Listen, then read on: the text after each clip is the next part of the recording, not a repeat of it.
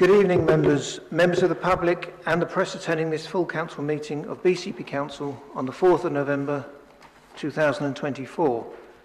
This is the reconvened meeting from the 15th of October 2024. I am Councillor Simon Bull, and as Vice Chair of BCP Council, I'll be chairing this meeting as the Chairman is unwell. I will now set out the housekeeping arrangements for the meeting.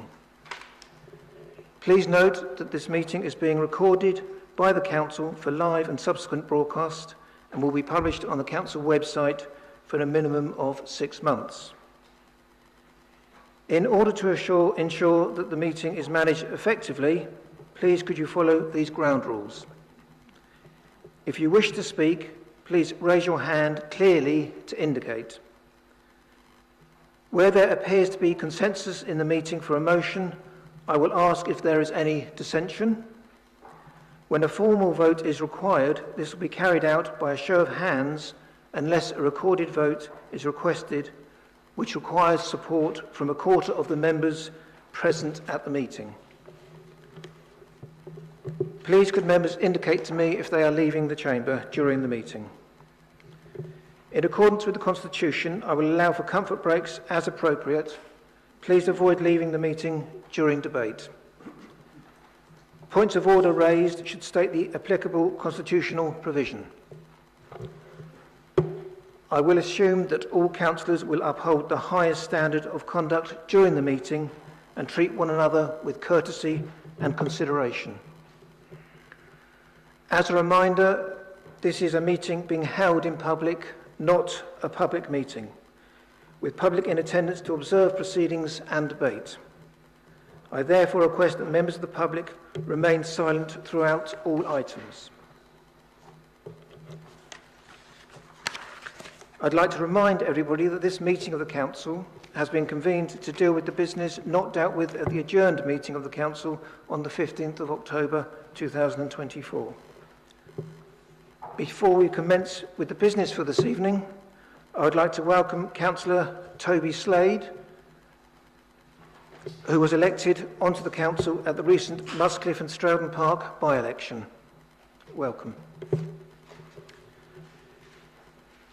It is with great sadness that I must advise you of the death of former Councillor, Mayor and Sheriff of Poole, Ron Parker. Formal tributes will be paid at the next Council meeting, where a spoken tribute will be given in memory of Ron Parker.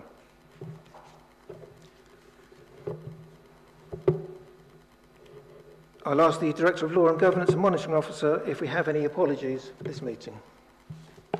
Thank you, Chair. We've received a number for this evening's meeting. They are as follows. The Chief Executive, Councillor Julie Bagwell, Councillor Judes Butt, Councillor Leslie Dedman, Councillor David Dorton Gibson, Councillor Anne Filer, Councillor Alistair Keddy, Councillor Chris Matthews, Councillor Karen Rampton, Councillor Kate Salmon, Councillor Kieran Wilson, Councillor Brian Hitchcock, Councillor David Flagg, Councillor Michelle Dower, Councillor Jamie Martin, Councillor Simon McCormack, Councillor Matthew Gillett, Councillor Vicky Slade. And do we have any declarations of interest? Councillor Farquhar. If I may, Chair, could you add Councillor Connolly to apologies, please? That's noted, thank you. Councillor Aikenhead. I'm not sure if you mentioned Councillor Cooper. Can you add his name as well, please? Thank you.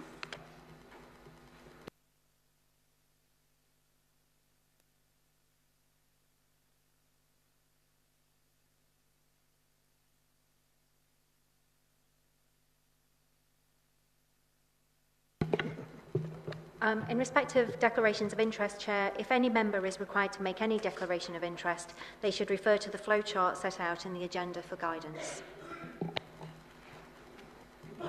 Thank you.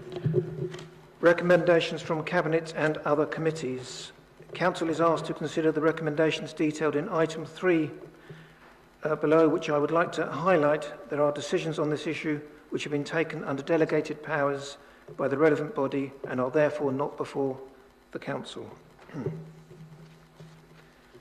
Item 3, Cabinet, 2nd of October 2024, minute number 62, Constitution Hill Road, Poole, Dorset, BH14, 0QA. Councillor Millie Earl, I understand that you will move the recommendation and then Councillor Andy Hadley will second the move.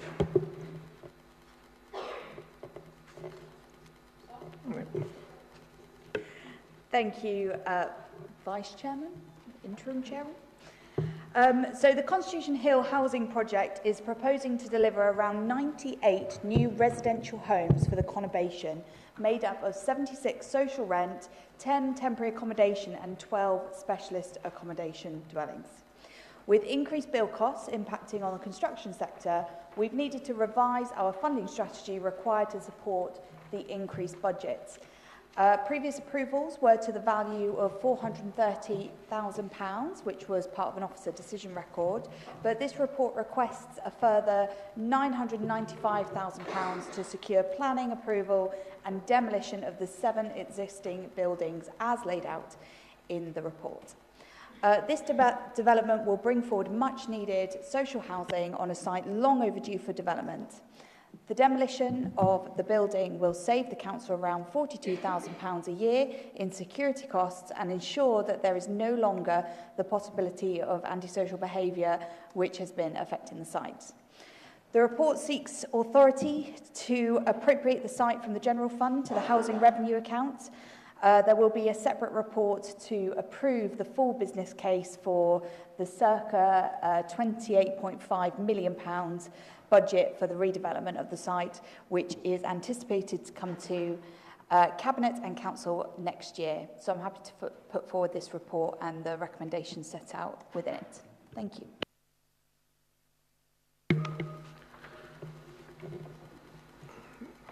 Councillor Hadley. Thank you. Happy to second and reserve my right to speak.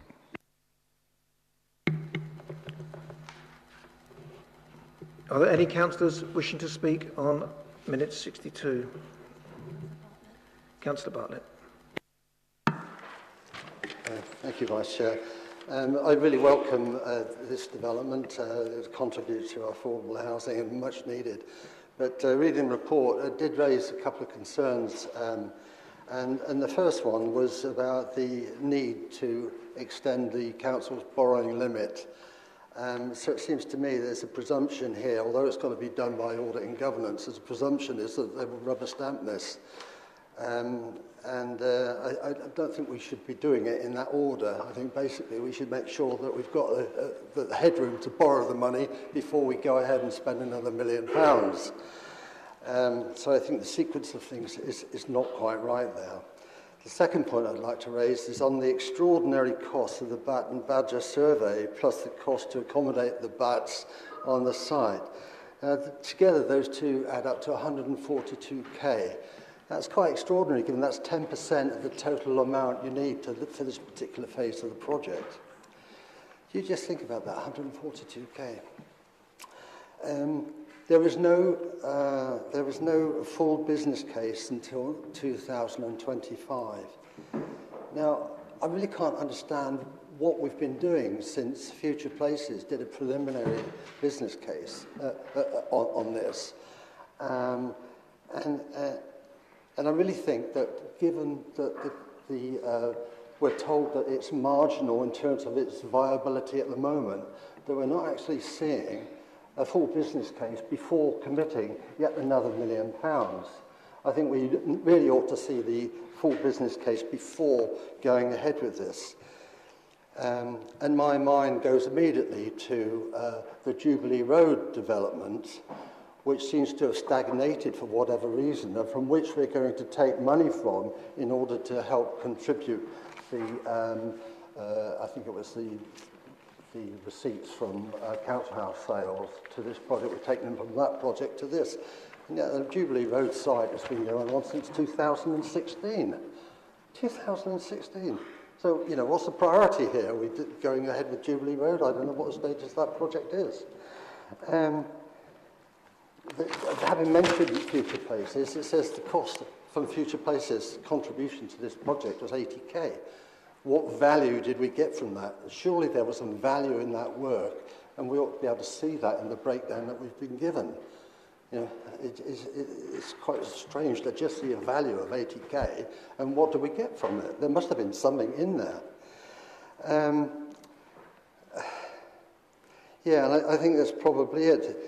But I go back to the need to prioritise these projects when we know that the Jubilee Road site had 120 flats associated to it, and the project's been ongoing.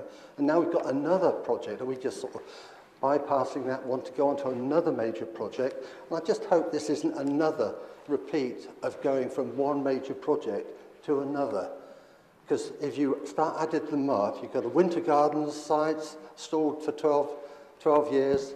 We've got the quayside in Poole. We've got Jubilee, Carter's Quay. Now we've got Jubilee Road, and now we've got another major project that we're moving on to. So just some cause for concern there. Thank you. Councillor Goodall. Thank you, Chair. Just to say how happy we are that this project is moving forward. Both Councillor Harman and I have been grateful to the Development Project Manager and the Agricultural Services for the briefings we've received, and we look forward to receiving progress updates. It may be worth reiterating that over the years the area has been subject to considerable vandalism and antisocial behaviour. Locally listed buildings that we originally hoped could be saved and incorporated into the project will almost certainly have to be demolished due to their parlous state. However, we are hoping that some of the historical plaques celebrating the opening of the original buildings on the site and the well-known cupola can be saved and incorporated into the new project. We also hope that the residents of the adjacent Jellicoe Close, who have had their lives disrupted by the antisocial behaviour, which was also the causation of the major fire that took place last year, will, with the completion of the project, be more at peace. The project is also a major opportunity for BCP to build homes that apply to passive house design principles. Passive housing can provide heating and cooling systems with up to 90% energy reduction compared with average new homes. The construction is good for the environment as much as the build uses natural materials and timber along with wood and straw for insulation. The fact that there are deciduous trees on the site also means that there will be shade in the summer and as trees lose their leaves in the autumn, sun on the homes in the winter. Given the nature of the site, we may also explore underground waste collection, the storage and recycling of grey water, additionally using passive house principles. The housing could supply inexpensive EV charging. In all that would make a major contribution to our net zero ambitions. I very much look forward to seeing the architects outline proposals. Thank you, Chair.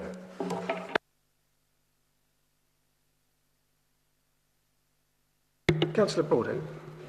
Thank you very much, Chairman. I will be supporting this recommendation tonight, albeit a little bit reluctantly, mainly because of many of the reasons that have been outlined by Councillor Bartlett.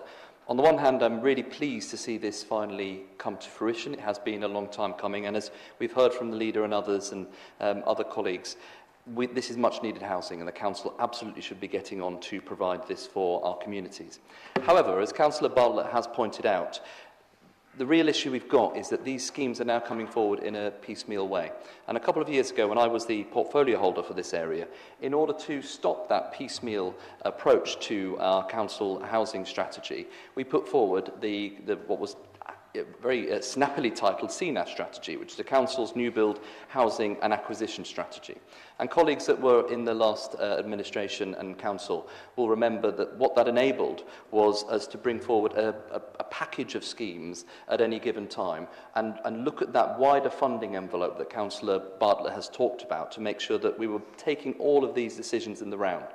And I'll tell you why that's important. Within this text under item 14, it points out that the funding for this scheme is partly coming from the Princess Road scheme, which has been scrapped or has been paused. We're still not sure. The benefit of having all of these decisions together as a housing and new build package and coming forward as such is that you can take those connected decisions about funding. You can take those connected decisions about what the funding envelope that we're operating under can and should be. And as an aside on that one, we did warn at the time that reducing the self-imposed council's cap on borrowing would lead to the very decision that we're talking about now, putting it up as and when we need it, which just isn't very strategic. So this needs to happen. I will be supporting it, but I would urge the administration to look again and to I don't know what's happening with the CNAS strategy, but it is absolutely something that we should be doing. I'll happily, from the opposition, support packages of housing that come forward, but we need to do it in a strategic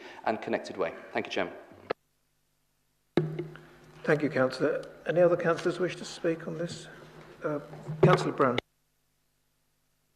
Yeah, I just wanted to speak briefly just to welcome this proposal. I think it's really good that it's all social housing, particularly from my perspective from health and wellbeing, that there are specialist housing units there as well, which would certainly sort of help adult social care in terms of sort of placing people with particular needs. Just in response to what's been said, I think it's really difficult at the moment delivering these sorts of schemes, because since the strategy was set a few years ago, we've had the pandemic, and the building cost inflation has absolutely rocketed since then, which really questions the viability of quite a few of these schemes. So to be able to get this one to stack up and to go ahead, I think is quite an achievement for our officers. So yeah, I look forward to it being built out.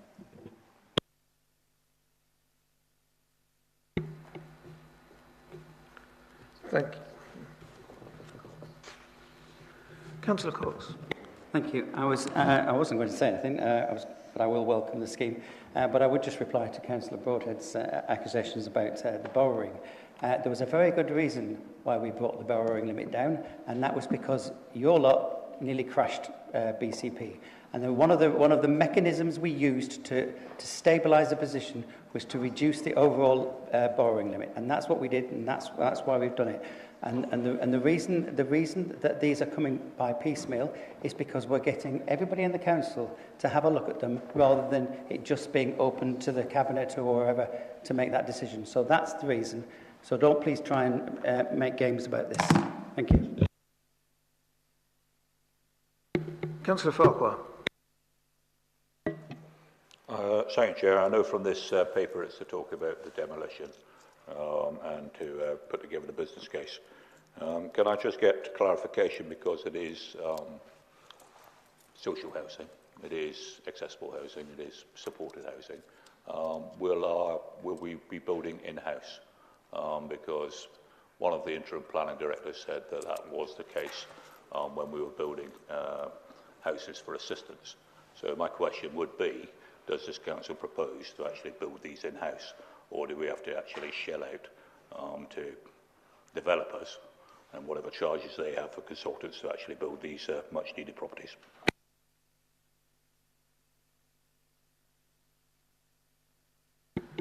If nobody else wishes to speak, Councillor Earl, will you sum up, please?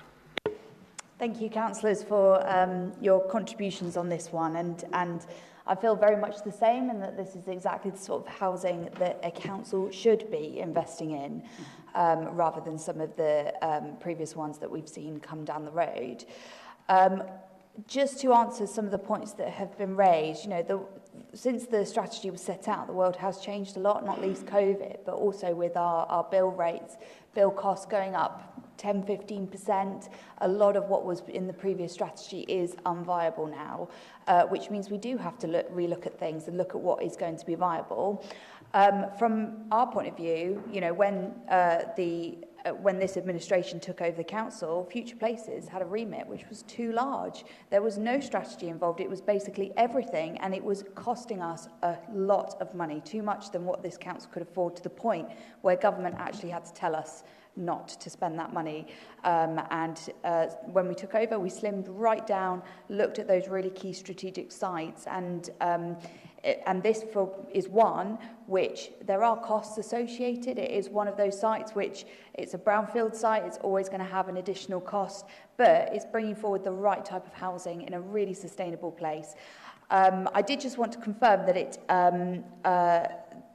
the headroom, that we have headroom within the budget this year, and it's not actually coming from additional borrowing. However, we are going to have to look at new borrowing for the longer term strategy to bring this site forward to actual development. But within this year, it is okay. It's not going over.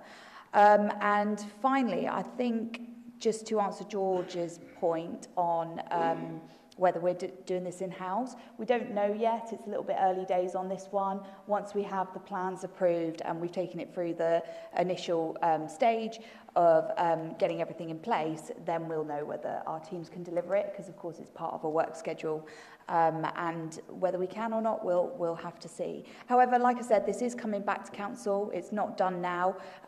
We are going to have to approve the final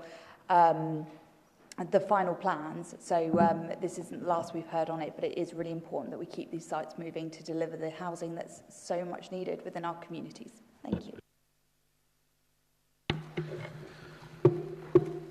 Thank you. Moving on to the vote, I'm assuming we don't have consensus.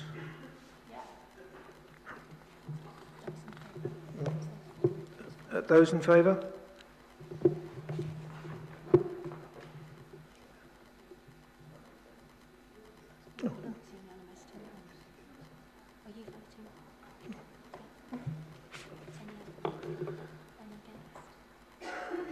Thank you.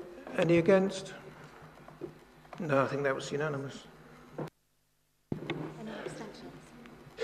Any abstentions? No, definitely unanimous.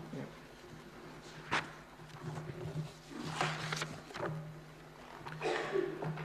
Councillor Bartlett, I understand that you will move the...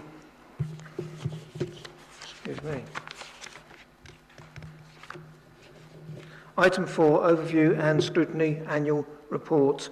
Councillor Bartlett, I understand that you will move the recommendation, and then Councillor Rigby will second the move. Thank you, Chair. I'm pleased to present the Overview and Scrutiny Annual Report on behalf of our Statutory Scrutiny Officer, Lindsay Marshall, who is the author of this report. I would like to compliment and thank Lindsay on the comprehensiveness and the clarity of the report. The report details the history of overview and scrutiny activities from May 2023 to April 2024, and it also recommends some minor changes to committee responsibilities to align the committee activity more closely with portfolio holder responsibilities. There is no need for me to comment further on the ONS activities detailed in the report, but I would like to take this opportunity to thank officers for the significant effort that goes into producing reports and information requested by the ONS committees. The value of this effort may not always be readily apparent, and so it is perhaps appropriate that we should remind ourselves of the important role ONS has in ensuring the Council is accountable and transparent in its decision-making, and that ONS has legal powers to ensure it can act independently of the administration to help secure the efficient delivery of public services, improvements within the Council, and importantly, the functioning of local democracy. Members, there are two recommendations contained within the report: that the Council consider and comment on the annual report and associated action plan, and also the Council approves the proposed minor revisions to the ONS committee structure illustrated at Figure 1B within the report. I request members support these recommendations. Thank you. Councillor Rigby. Thank you, Vice Chair. Yeah, really happy to second this, and I'll just echo what Councillor Bartlett said, and thank Lindsay for authoring this report and bringing it to us. It's really, I find it really great that I've sat on various overview and scrutiny committees since I was elected as a councillor years ago, and I think the direction which overview and scrutiny is moving is improving vastly, and that's thanks to the hard work of officers across the council, the democratic services officers who've been working on this, all the members of the different boards and all those bringing reports to us as well.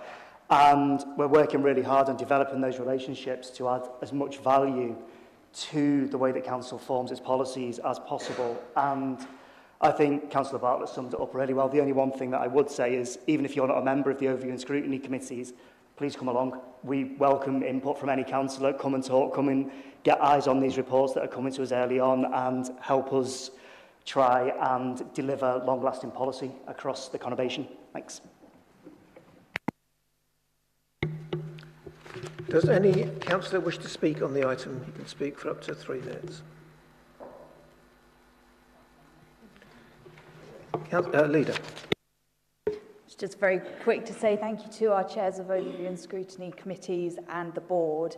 I think as a cabinet and as an administration, we do really appreciate the work that goes into it. I sat on Overview and Scrutiny board for 4 years when I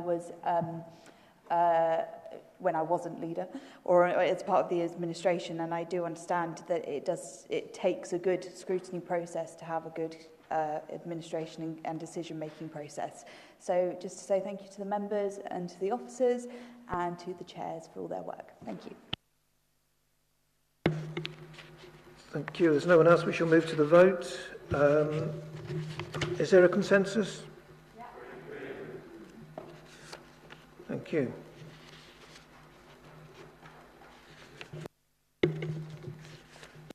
Agenda item 5, questions from councillors. We have 5 questions from 5 councillors this evening. Supplementary questions are available for councillors to respond directly to the reply the portfolio holder or chair has afforded them. But these questions must indeed be questions, not statements, and emanate from the reply just given. I will stop any further dialogue if it does not bring further clarity directly to the issue or does not relate to the subject matter of the original question. In addition, as previously agreed by the Council, the time limit for asking and responding to a question is 3 minutes. Councillor Moriarty, I understand that you have a question to put to the portfolio holder for communities and partnerships, Councillor Sandra Moore, on dog faeces in public areas. Thank you, Chair. Several residents have raised concerns about the increasing amount of dog faeces in public areas, including parks, pavements, and particularly Kings Park Cemetery.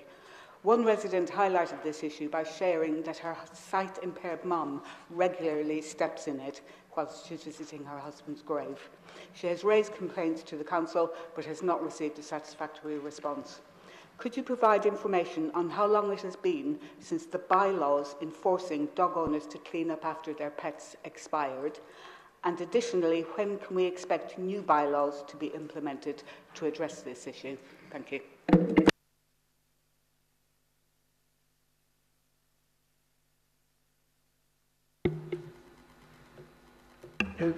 Councillor Moore, thank you. Thank you. Thank you for your question. And I'm afraid my answer is something of a lesson in how services differed across the 3 towns prior to the formation of BCP. But in Bournemouth, dogs were historically prohibited from entering council-controlled cemeteries as part of the 2011 Bournemouth Borough Council Control of Dogs Order under the Clean Neighbourhood and Environment Act of 2005. However, in Christchurch and Poole cemeteries, this legislation was not taken up and dogs were permitted access to open space, including cemeteries.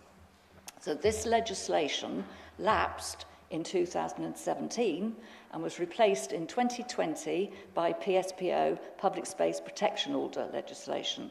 So under a PSPO, and when an offence is witnessed, local authorities can issue a fixed penalty fine of up to £100 to those who fail to clean up after their dog in public.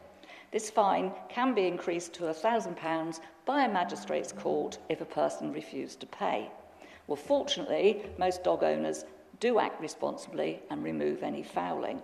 It also needs to be mentioned that these orders require evidence gathering, mapping, legal inputs and consultation, etc., all of which takes time and money.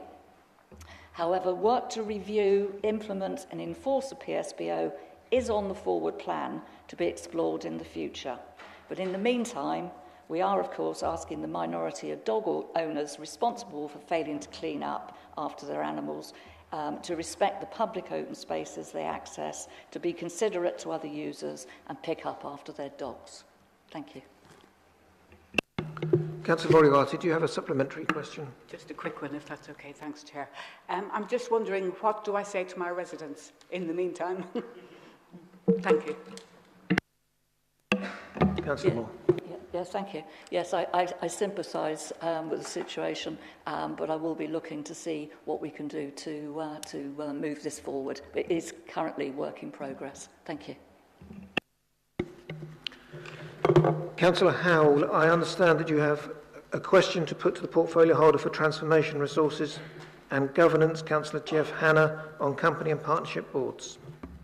No, that's slightly incorrect. The question was to the Chief Executive, and the Chief Executive is not here, so that means that obviously it's a bit unsatisfactory, and I can't ask a supplementary either, so I wonder if that could just be deferred to the next meeting.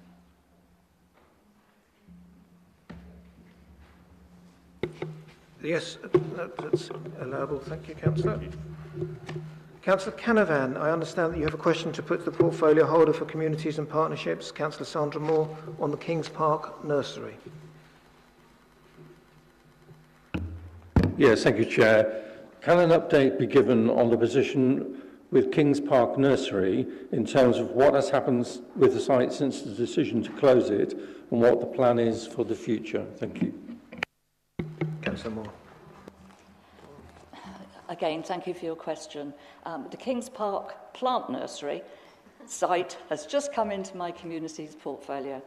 The expressions of interest take on the entire site with the existing users, which are Tricuro and Linwood School, in situ and on a lease arrangement for a period of 25 years, with a break clause after 10, 15 and 20 years was sent out following input from legal, estates, environment and communities. A range of groups came forward and 3 expressions of interest for the full use of the site were received. These were reviewed based on the following criteria: approach to the financial operation and business plan of the site, outline of organisational structure, experience, community and social benefit from use of the site, sustainability of future use. So we are now working with a preferred partner to explore options for the plant nursery site while they seek funding for resources. The development of a lease arrangement for the site can then progress. So it's work in progress. Thank you. Councillor Canavan, do you have a supplementary question? Thank you, Chair. I'm sure Councillor Moore will recall that when the decision was taken to close the nursery, the amount of money in savings, in inverted commas, was quoted, and as part of that, an allocation of money was set aside to enable the transfer of this facility to the community. I wonder if you could explain what has happened with that money and whether that transfer is going to be enabled. Thank you. Thank you for that. I don't have the answer. I will look into it and give you a written reply. Okay? Councillor Salmon, I understand that you have a question to put to the portfolio holder for Finance, Councillor Mike Cox, on cashless provisions. Yeah, so in the Financial Outrun 2023-24 report to the ONS board on the 16th of July, it says how there's been unexpected pressure on the parking income, and that is because of the charge for card transactions, where all of our parking is now cashless. You can't pay with cash anymore. Given that that's happened, you know, and we see that the decision maybe isn't all as rosy as it seemed when it was made, I'd love to see the rationale behind taking away the cash provision at our parking sites, which I think it's one of the first things I asked for when I was elected. I just want to see why the decision was made to get rid of cash provision at our car parks and to see if it makes sense, because The more I think about it, it seems silly. Councillor Cox. Thank you, Councillor Salmon.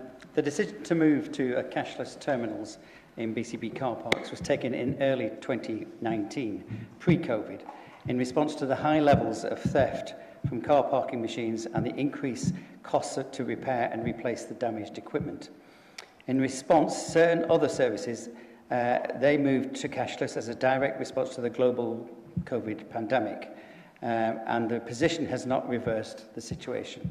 The position was not reversed as the situation eased. At this stage, card payments remain the most cost-effective payment plan, as the cost of collecting, counting and banking cash is significant and not without risk. As an example, cash represents 12% of our parking income, yet it represents 56% of our costs relating to collection, and that does not include staff costs as well. It's recognised, of course, that the use of cash is a symptom of financial exclusion, and therefore the use of cash is being reviewed on a service-by-service basis. It may also be useful to highlight that the Council is increasing the use of PayPoint locations. The opportunity to expand PayPoint counter services to Bournemouth has recently been taken up, thereby enabling more residents to pay council tax, for instance, by cash at a more convenient and accessible location such as a corner shop. Thank you. Councillor Salmon, do you have a supplementary question? Oh yeah, just really briefly then, I'd love to see the working, you know, I just want to see the numbers. I just want to see, here you go, Councillor Salmon, this is what it cost in 2019 because of having a fix of a broken payment machines. This is how much it's costing now. I just want to see the working and the justification for the switch. That's all I want, just the numbers. Doesn't have to be right now, obviously, but at some point, I would love to see it. You don't get to. Oh, no, you do. I'm reluctant at the moment, but I will see where the figures come from, and I'll get back to you. But if I can, I will do. Thank you. Councillor Armstrong, I understand that you have a question to put to the portfolio holder for Housing and Regulatory Services, Councillor Kieran Wilson, on knife crime. In his absence, the leader. Thank you. Thank you, and thank you, Leader, for taking the question. In light of the recent anniversary of the tragic murder of Cameron in the town centre, and it being a year since BCP Council unanimously passed a knife crime motion, please can Council receive an update on the progress being made, the progress to ensure that every family and community in BCP should be safe from the loss of a life due to knife crime. How is the Council, how are we measuring up against all the actions that we resolved to take last September? I'm particularly concerned about the progress being made regarding the implementation of the serious violent crime duty and the resources available to enable us as a council to deliver this in the longer term. I really want to reassure our residents that we are making progress on this very, very important issue. Leader. Thank you, Councillor Armstrong, for your question. The BCP Community Safety Partnership Serious Violence Strategy was adopted in January 2024, and we're now 10 months into the new duty for serious violence and making good progress. The campaign Lives Before Knives and Changes Are Made have raised awareness of knife crime and ran between May and September and included a range of activities for young people, parents and carers and professionals to educate and provide support around knife crime. This includes working with partners including AFC Bournemouth, Town Centre Bid, Dorset Police, Community Champions and the community and voluntary sector, and taking a public health approach to address crime. Dedicated task and finish groups focus on specific activities such as the Young Person Serious Violence Group, which aims to look at safeguarding vulnerable young people from harm or exploitation. The key priorities for the Bournemouth Christchurch and Port area under the Serious Violence Strategy are to reduce sexual assaults and rape, robbery, domestic abuse and violence against the person, which includes knife crime.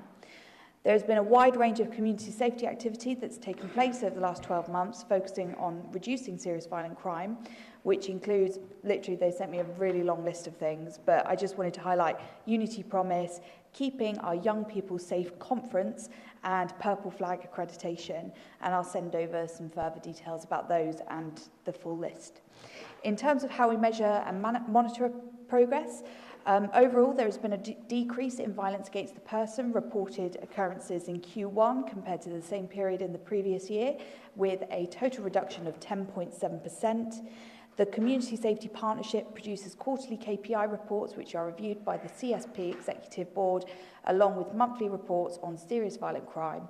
They also produce an annual report which is presented to Overview and Scrutiny in December of each year to ensure that there is scrutiny of the partnership activity. So it may be worth bringing some of it up at that particular meeting. The funding for the serious violence duty, the domestic abuse strategy and safer streets funding is currently only committed by the government until the 31st of March 2025. We continue to lobby central government through the Local Government Association and the Office for the Police and Crime Commissioner for Dorset for long-term sustainable funding to carry out this vital work. However, as yet, no funding has been confirmed. Thank you. Councillor Armstrong, do you have a supplementary question? Yes, I do. Thank you, Chair. I appreciate that feedback in the absence of Kieran, Leader. I have got a number of issues to follow up, but I'll stick with this one. So this week I received a message from one of my residents who described a situation that had happened in the town centre with a group of young people where a young man was stabbed. So there is still, I think, a perception that there is more that we can do, and there's more that we can be doing with the nighttime economy and how we work with those clubs and bars to keep knives out of the clubs. Although we are making progress in terms of reducing the amount of the knife crime, the people impacted by knife crime are younger in terms of perpetrators and victims. Councillor, are you going to a question? Sorry. Okay. My question is, what are we doing to engage with the nighttime economy and to ensure that they have the right equipment to be able to detect knives? And also, what are we doing to ensure that young people, we're intervening much earlier with them to prevent this? Thank you.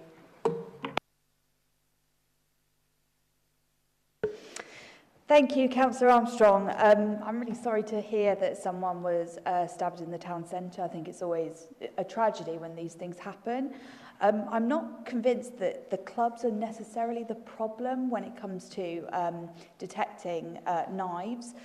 In fact, we do have a good relationship across the nighttime economy. We want to continue encouraging them to report, and we know that they take that seriously, particularly through our work on things like the Unity Promise and also the Purple Flag accreditation.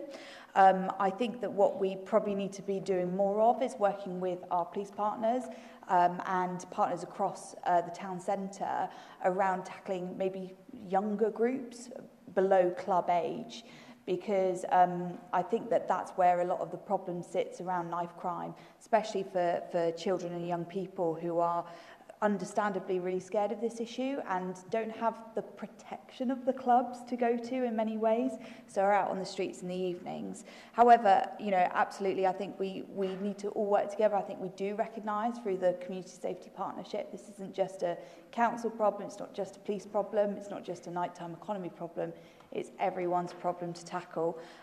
So yeah, I think we'll continue to do that and hopefully get some additional funding in the long term to be able to address some of these issues, especially amongst youth, tackling youth violence in general. Thank you. That was the last question, so moving on to agenda item 6, notice of motion in accordance with procedure rule 10, Bournemouth Women's Refuge. Councillor Dwayne Farr, I call upon you to move your motion, and you have up to 3 minutes. Thank you, Chairman. I've received the amendment from Councillor Canavan prior to the meeting. I'm happy to accept the revised wording. Would you like me to read that out? Yes, please. Thank you. There has been no scrutiny of the decision to close Bournemouth's only women's refuge for those fleeing abusive relationships. We ask that the decision be examined as part of a cross-party working group to be established to oversee the finalisation of the safe accommodation and commissioning strategy, reporting to the Environment and Place Overview and Scrutiny Committee in spring 2025. Thank you. Thank you, Councillor. Councillor Allen, do you agree to that amendment as seconder? Yes, I agree to the amendment, and I like to second the motion, but reserve, couldn't think of the word, reserve my right to speak. Thank you. I now call upon other members who wish to speak on. Oh, apologies. Does Council consent to the amendment? Is that... Right. And now we move to the debate. Councillor Bartlett.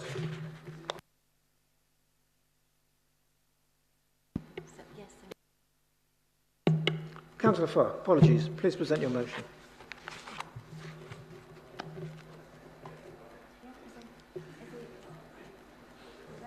If you're content, we'll carry on with the debate. I reserve my right to speak.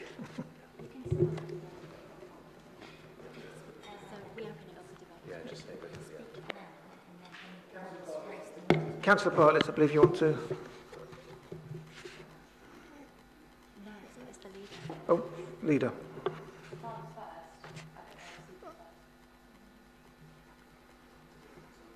No, doesn't matter. Leader, please. Sorry, Councillor Bartlett.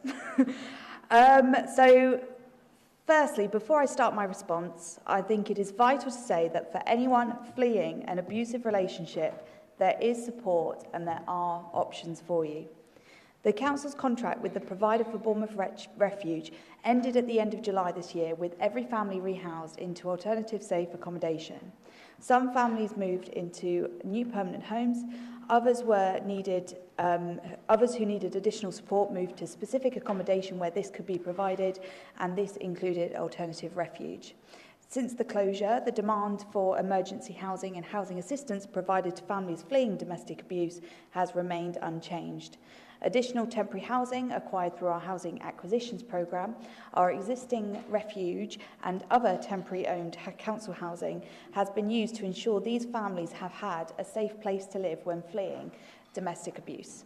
Additional support has been provided and there has been no increase in the use of bed and breakfast or hotel accommodation for the families requiring emergency housing. And the building, I understand, has since been repurposed by the previous provider. As referenced in, I've just realised I'm reading the wrong response because it says I, but it's me. Hang on a minute.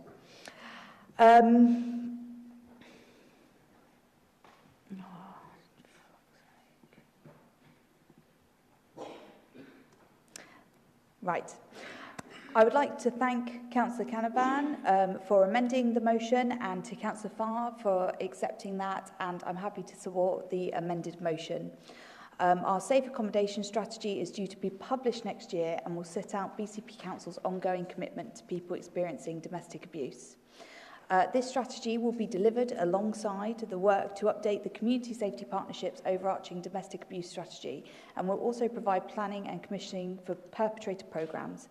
It has always been our intention to invite members to participate in the engagement, workshops and briefings which are being planned to further inform this work, and a working group further solidifies that commitment and gives a chance for members from all parties across the council to be involved, and I know there are many passionate people in this chamber who would like to be involved with that. Our commissioning plan accompanying the strategy will set out the type and amount of provision BCP Council will be procuring to meet the needs identified in our independent needs assessment. The aim is to ensure that we have a range of good quality accommodation and support with a number of delivery options to meet the varying needs of customers. I'm just going to skip to the end because I'm running out of time, but I did just want to say that anyone listening to the meeting who is experiencing domestic abuse, we do have a 24-hour helpline which you can contact on 01202 710 777. And if you would like any further support, then please do visit womensaid.org.uk to access advice and support. Thank you. Any other members wish to speak? Councillor Canavan.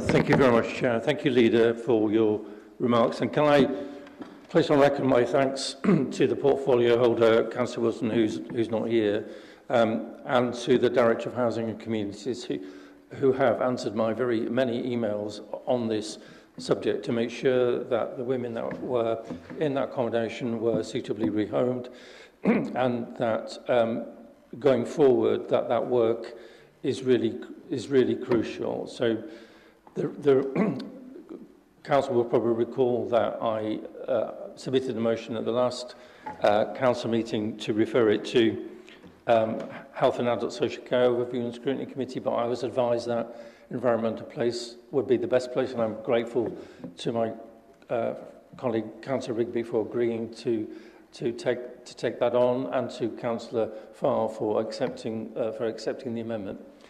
For me, the most important aspect of this work is the point that the Leader has just touched on, and that is the future commissioning strategy. It is really, really important that we have adequate accommodation for those fleeing domestic abuse in the future. So the idea of a cross-party working group is really welcome, and thank you very much indeed for this opportunity to put forward this issue and for your support. Thank you.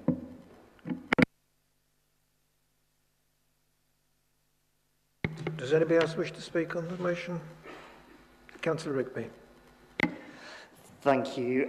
Just really quickly to say that Environment and Place, Overview and Scrutiny will be really happy to pick this up with a working group. It's an area which we've had quite a lot of interest in at the moment. We've got the budget working group at the moment, which is in place, which has been looking at temporary accommodation and bed and breakfast accommodation.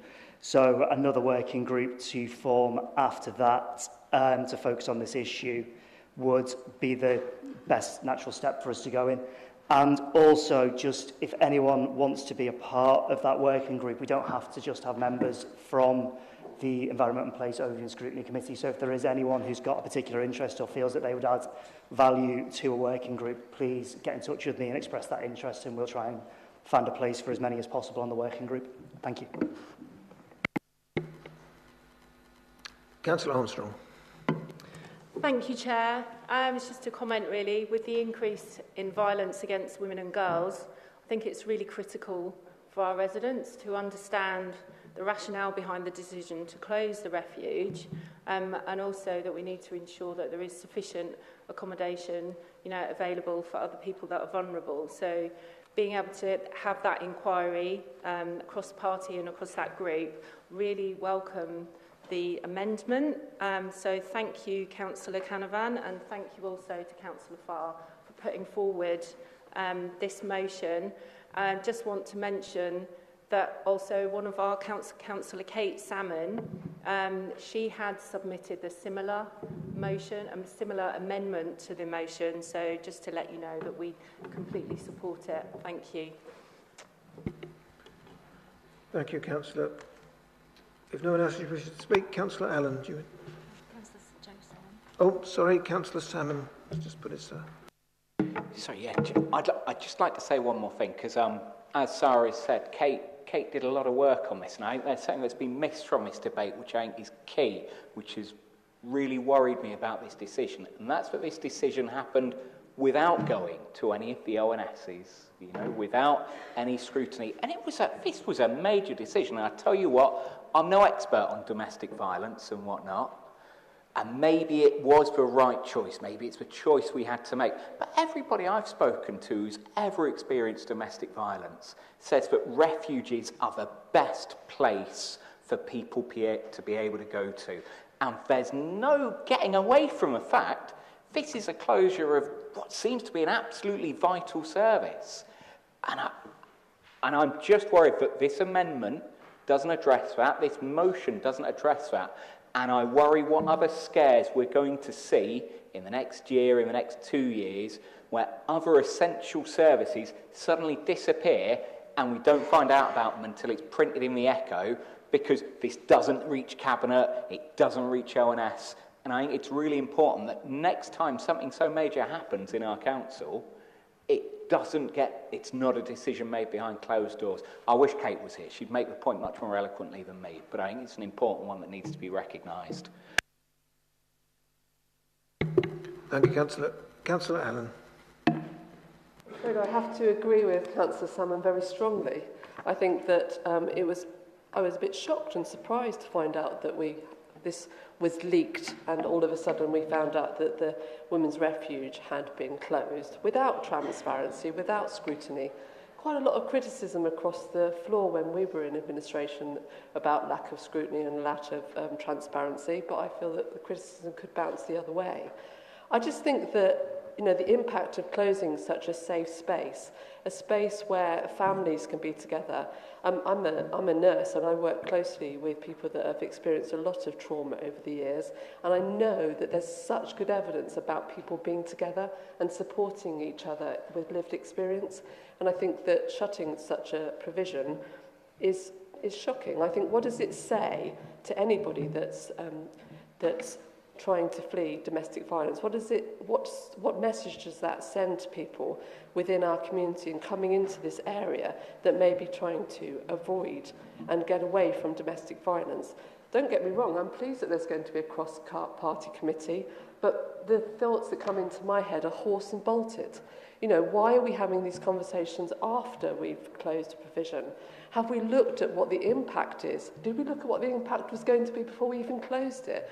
It just feels like everything's a bit late, and I'm glad that we're looking at this now, but we should have been looking at it before such a provision was closed and not afterwards. So I'm not happy, and I do think that we need to look at this more closely, and I do think that we need to be. I'm reassured that what the leader was saying about the message to anybody fleeing domestic violence is that we do care. But I think when that was first leaked and we first found out about it, it sent exactly the wrong message. And I hope that we can look forward in the future to sending the right message to anybody in this situation. And I do hope that we have similar refuges where people can work together with shared experience to try and get over the trauma. So thank you, but I just think that it's still poor that this decision was made and that it came out in the press like it did. Thank you. Councillor Dwayne Farr, I call upon you to reply to the debate on the motion. Thank you, Mr. Chairman. I believe this current administration promised transparency and openness in its decision-making. However, it seems the decision to close what was almost only Women's Refuge was made behind closed doors with a complete lack of scrutiny. Unfortunately, we as members of the Council, and indeed the public, do not know if the new service being provided following the closure is better or worse. We simply don't know. Moving forward, it's vital that councillors are able to scrutinise the policy for vulnerable people escaping abuse.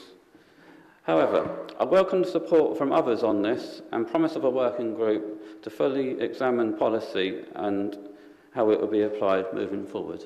Thank you. Thank you, Councillor. Moving to the vote, do we have consensus? Any dissension? No, thank you, members.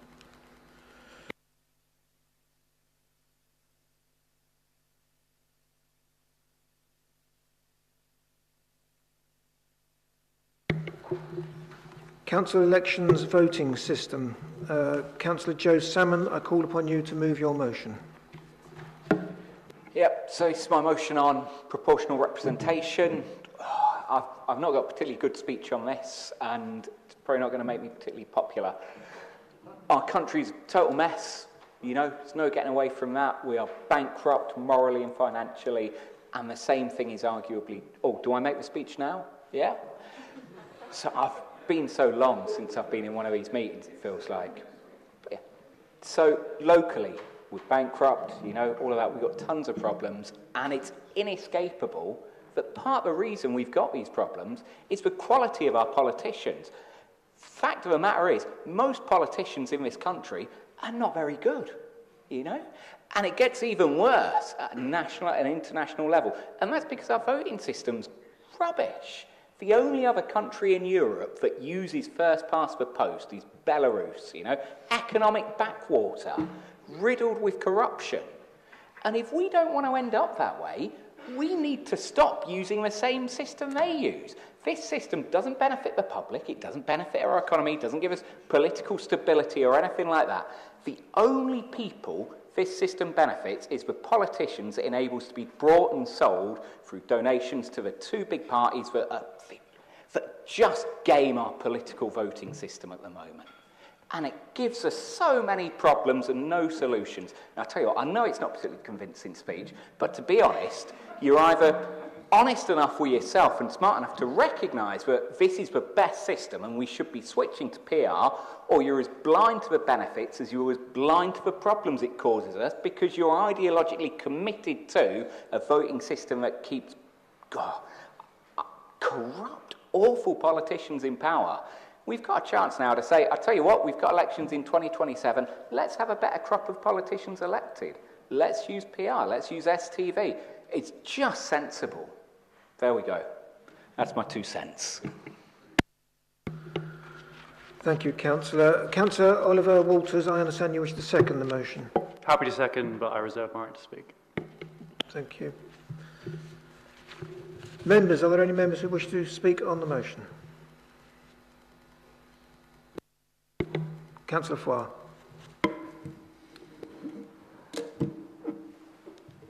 Thank you, Mr. Chairman. I have a couple of points here to make. So, firstly, it worked well for my former party in the European elections, electing many MEPs. However, my concern is it discriminates against independent candidates. Also, I must question how much in extra officer hours this proposed new system will cost council taxpayers. Thank you. Councillor Rice. I was just going to say I think it's an excellent idea and thank you for bringing the motion forward. Councillor Andy Martin. Thank you, Chair. I must admit I was slightly puzzled by my colleague's speech over there.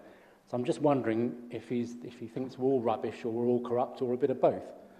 I'm not quite sure what the point you were making, but anyway.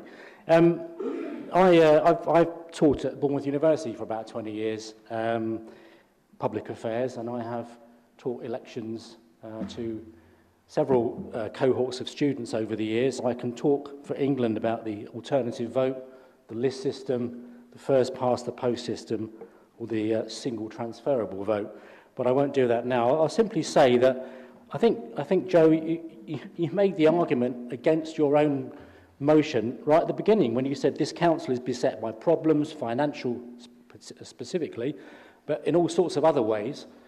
We haven't got the time to be asking officers to put together a plan for a different voting system in 2027, if that's what you're asking for in this council. It's just a huge distraction. And it may have escaped your notice that we have voted recently to ask communities to come forward for a community governance review, which is possibly going to be a huge amount of work depending on what the response is. So I would say that this is a distraction, that it is not something that we can get involved in now. And actually, I actually think the first past the post system has done us pretty well. And I say that from the perspective of Christchurch, where the first past the post system has, and with respect to my colleagues over there, has made Christchurch a Tory-free zone for the last 8 years. So I've got no complaints about that. I think it's doing pretty well. Thank you. Councillor Trent. Yeah. Thank you, Vice Chair. I generally support the single transferable vote, probably more nationally than locally, because I think nationally, I think we're always in a danger of having unrepresentative governments, and we have had unrepresentative governments for years. I think you've got to go back to the 1940s or 50s since we actually had a government that represented what people want. What I think is a bit of a unfortunate thing is that although it was an imperfect system, there was a national referendum in, I think it was 2012, about changing the voting system, and it was rejected, possibly because of, we mentioned about the corruption of the political system. I think our national print media has got something to do with that as well, because, it just tribalises politics, and it sort of, it'll be little one side because it sort of suits their argument. So whilst I support this motion in principle, I do think that it's something that needs to be looked at nationally, and in particular, we should actually make sure it's in place nationally before we sort of get into the detail of doing it locally. And so I've got nothing against writing a letter and asking for it to be looked at, and I think there's a general consensus that single transferable vote is the fairest system. But I think that, it needs to be far wider than just BCP. And I think if we're not careful, we will learn in the not too distant future, within a couple of general elections, how much damage first past the post can do if it's like everything, it reaches a tipping point, and, we could end up with a dodgy situation, but that's me trying to predict the future. But I do think that we need to look at the system nationally in particular, because we do need to have a fairer system. Councillor Rigby. Thank you, Vice Chair. I think, Councillor Trent, you've just hit the nail on the head there with this. That this motion is asking for the leader to write a letter.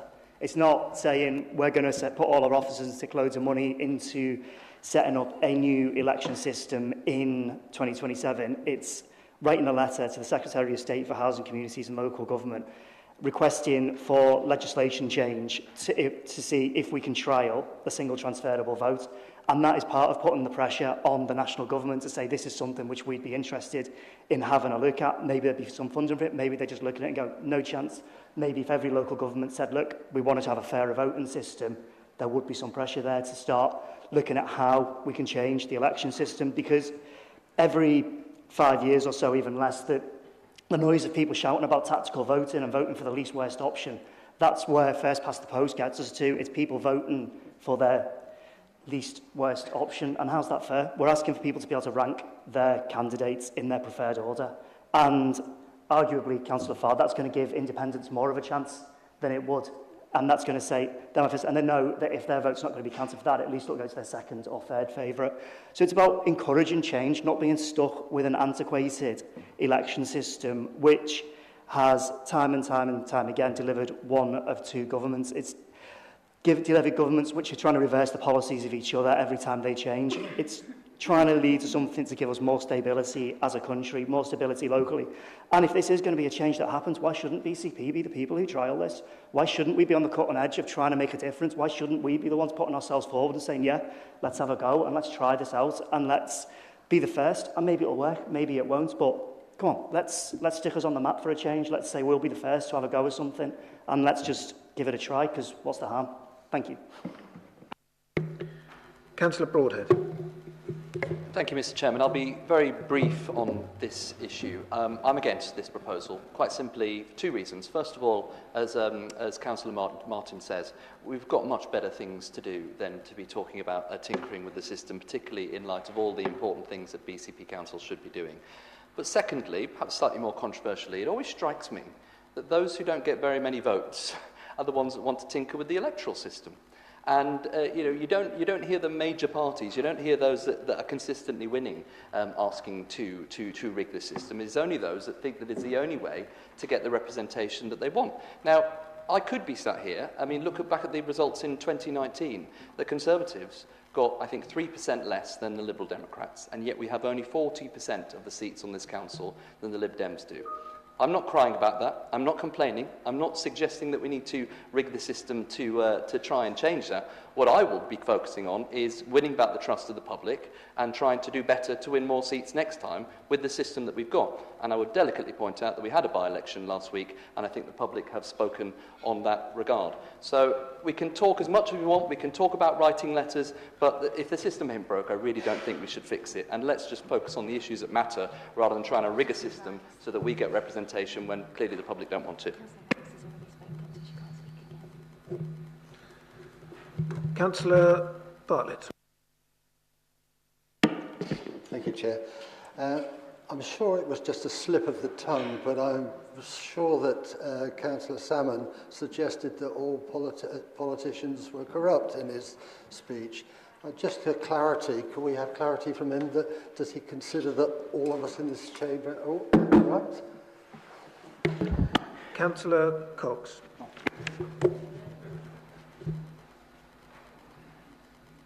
Thank you, Chair. I've been involved in the campaign for fairer votes since I became a chartered accountant. In fact, I actually set up a company back in 1988 called Reform PLC to try and encourage the reform of the voting system. I just wished I'd kept the company to stop somebody else getting the company. I'm very sad that Councillor Fall thinks it would be too expensive an operation to have fair voting system. I think democracy is too important not to invest in it. I respect Councillor Broadhead's opinion. He's very good at expressing his opinion when he's utterly and completely wrong, and he's as he is in this respect. Speaking as a proud recipient of anybody but the Tories in Christchurch, of votes, I haven't got any issue with receiving second votes, but I would prefer that people voted for me or anybody else because they wanted you to represent them, not because you were the second preference and you were anybody else but the Conservatives. Oh, it might work the other way. And I certainly know in the North it is anybody else but Labour. What I would actually like to say is that where this has been put into practice in Scotland, it has absolutely transformed the local government system in Scotland. In Scotland, it was a one-party state, and it was only ever Labour. And there were Labour-dominated councils up and down Scotland, and now it's not. Now there's combinations, coalitions between Conservatives and SNP, Liberals and Conservatives, Labour and SNP, you name it, Greens, you name it, they're all in there together, working for what's best for their residents. And that's what we should be about. We should be about working for our residents and working with whoever we feel comfortable working with. So I am very much in favour of the motion, and I will be supporting it. Thank you. Oh, Chair. Oh, can I raise a point of order under 14.7.4? Yes.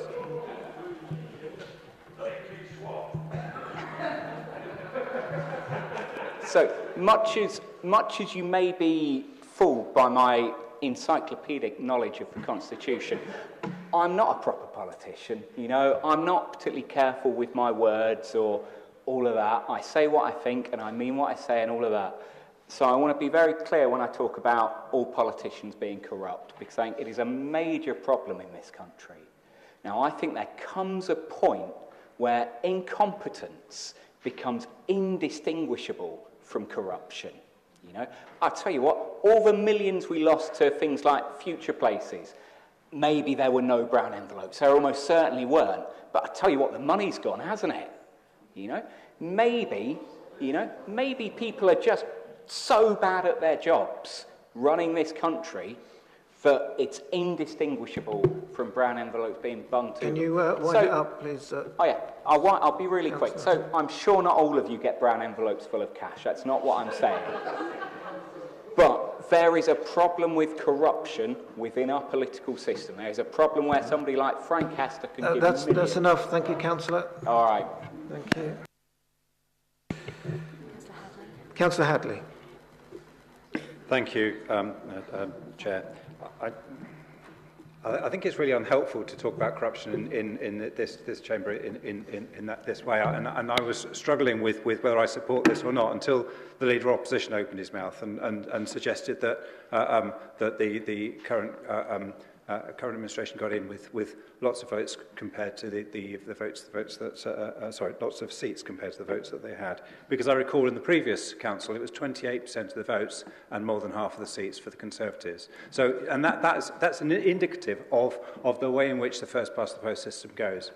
I regret hugely the fact that we left the European Union, and part of that is that actually when you voted in the European Union, you voted for someone and they were your representative. They were one of a number of representatives in your area.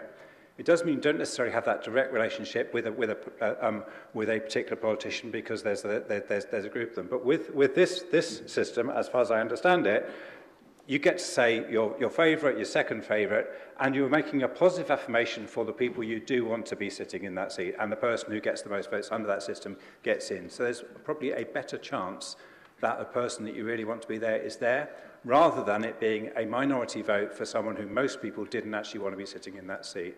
And I think for that reason, it is important that I'd much rather it was done at a national level and it was part of the national politics system. I don't necessarily know that we need to be at the bleeding edge of it, but somebody has to do it, and at least, you know, I would like that letter perhaps to say, and could national government do it too? But I will be supporting the motion. Thank you. Councillor Tarling. Thank you very much. I'd like to correct something that Councillor Martin said. I lost by one vote to a Conservative in Christchurch the first time round. So I'm quite sensitive about that, and other councillors here have won their seats by very narrow margins, I'm aware, and they're probably very thankful perhaps that voting system works in their favour. I think the key point that's been missed so far is the fact that how many councillors here have actually got 50% of their electorate, and when we look at turnouts in local elections of around 20%, 1 in 5 people actually voting, and one of the main reasons that I've heard on the doorstep is, what's the point? Because whoever I vote for isn't going to get in. And I think there's very few councillors here that can say they've actually got 50% of their electorates have actually voted for them. I think if you actually looked at how many electors are in your ward and what you won by, I expect most councillors here know what they got in the last election. Well, you didn't, Councillor Martin, because you own Highcliffe with your fellow councillor, but some of us here do fight very contested seats, and I think that's the reason, I think it's made before, that people get the choice for, maybe not their first choice, but the second choice. And I think that's why I'm supporting this. Thank you. Councillor Farquhar. Thank you, Chair. Yes, the proposer certainly needs to work on his sales pitch. Because I'm surprised, well, I'm not surprised because I hear people in the chamber here replying, moving away from the sales pitch entirely to what their own particular views are on the system of voting that we have in this country. Every member of this room, no matter whether they got in by 1 vote or lost by 1 vote or got in by 5 votes or lost by 5 votes, is in this chamber because of they are representatives, and it's the first past the post system that put them there, and we're here to represent. And one of the things which I find, to use rather more colourful language, as Councillor Salmon seems to be well versed in doing, it's more than unhelpful and disappointing to have the words corruption banded around in this chamber, particularly since every individual in this chamber was voted in under the system that we got, following a democratic process, to actually represent their residents. And it is far more than unhelpful to undermine that trust that those residents that actually did go to the ballot box, put the X against the name that they wanted to have voted, and then have that individual banded around that they may or may not be receiving a brown envelope, they may or may not be corrupt, and the system's broken and everything's rubbish. But let's come back to the motion itself. We're asking for a letter to the appropriate minister or the department, to be written by the leader. But it's no more than that, because it needs an amendment, because it's saying, we'll put our hands up here, BCP, we'll extend the offer of our officer time and our sweat and toil to have an election that's under a trial system. And there won't be any offer from help from government, won't be funded, it'll have to come out of our officer time. So I'm not going to propose an amendment because we had a good discussion here and people can vote as they wish. But the sales pitch needs to be worked on and the understanding of what it is that you're actually saying. Because you did say, I say what I mean. So when you bandy around jokes such as corrupt, brown envelope, and then say, I'm not a politician, but what I do is I stand up there and I say what I mean. That's what you mean. And that's out of your own words. So I think that's more than unhelpful in this particular chamber. So good luck with your motion, but by all means, the proposer really needs to work on a sales pitch if they want my vote. Thank you. Councillor Aikenhead. Right, apologies if I cough a bit because I've just got over a nasty virus. So I wasn't going to speak on this, but when I heard the mover of the motion, his rationale, I felt that I really do have to say something. Changing the voting system will not stop corruption. Now, I believe there's an awful lot of politicians in this country who are doing a really good job and really care about what they're doing. But I know that there are some people who are corrupt. Just like in any job, there are going to be some people who are corrupt. And if we want to do something about that, there's no good tinkering around with voting systems. If we want to do that, when we actually hear of an instance of corruption, we need to report it. We should not bandy around accusations that don't have any substance, because that makes people believe that corruption is okay, that it's something that happens all the time. Oh, everybody does it. We cannot think like that. We must treat corruption very seriously. If you see it happening, you report it. If you don't see it happening, don't just talk about it as though it happens all the time. Getting back to the motion, I will be abstaining from this motion because I am not averse to us exploring other voting systems, but I do not believe it's a good idea for BCP to be offering itself up to be the guinea pig in this situation.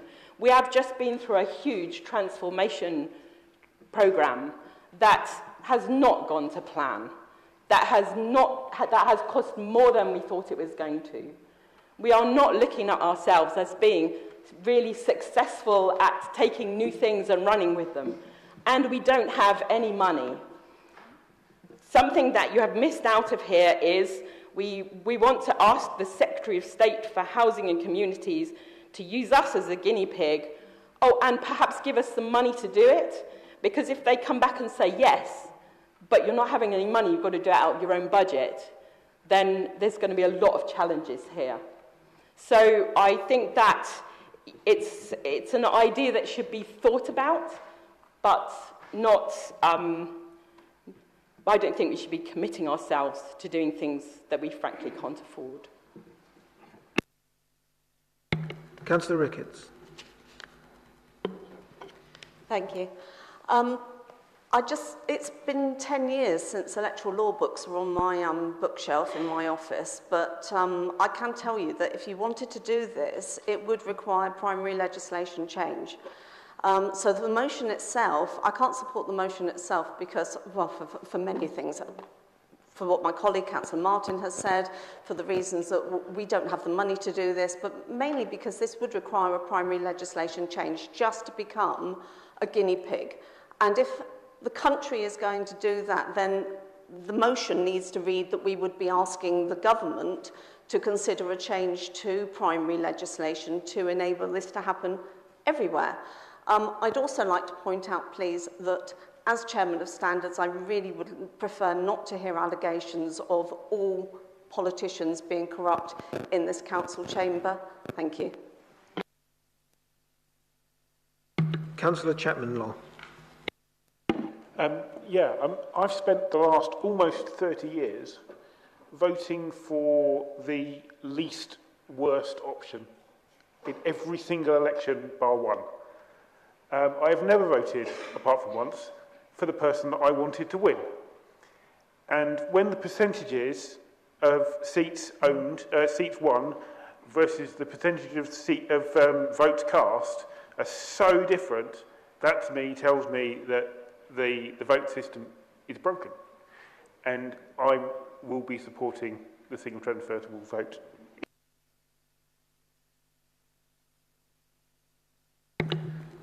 Councillor Howell.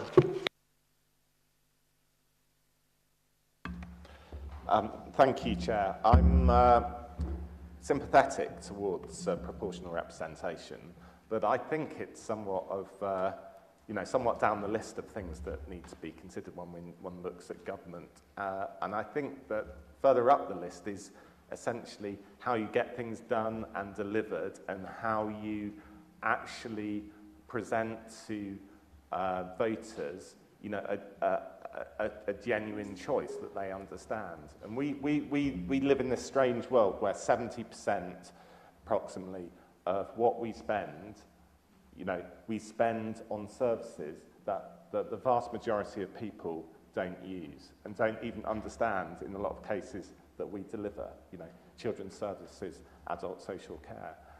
We're a delivery body, essentially, for government, for a lot of things, whereas our local residents think that they vote on the basis of parks and the other things that we're forced to cut because we can't, because of the problems in SEND budgets, etc. There's the lack of transparency and understanding within the broader electorate. So, and also, in terms of how the officer and member relationships go, we need to be much more flexible, and we need to have the ability to work together as a team much more.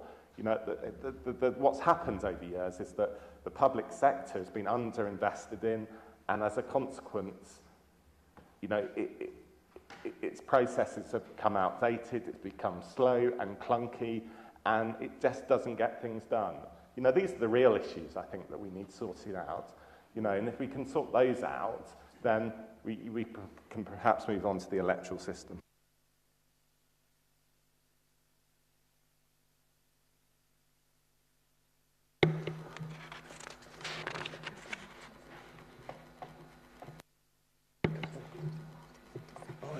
Councillor Martin, you've received your... Councillor Walters, you reserved your right.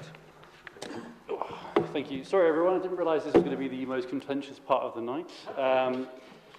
So just to sum up some of the things that have been said, we would be a guinea pig. We would not be a guinea pig. We've already mentioned several times the places in the UK where this is already happening. We had it in London when I was living up there for the mayoral and GLA elections.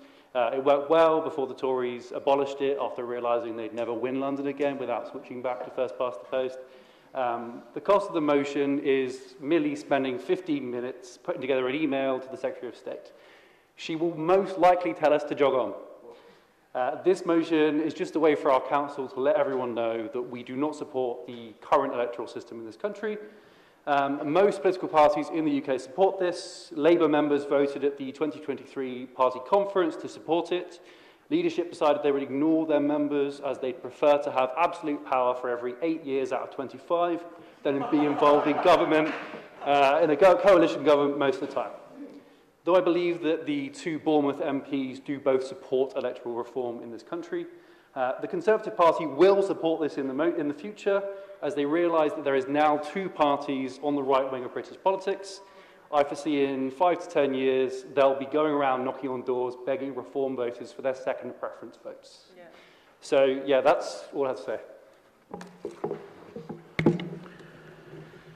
Councillor Simon, would you like to sum up? Yeah, thank you. So there's none so blind as those who won't see. And I tell you what, it's really easy to misconstrue and misinterpret what I say.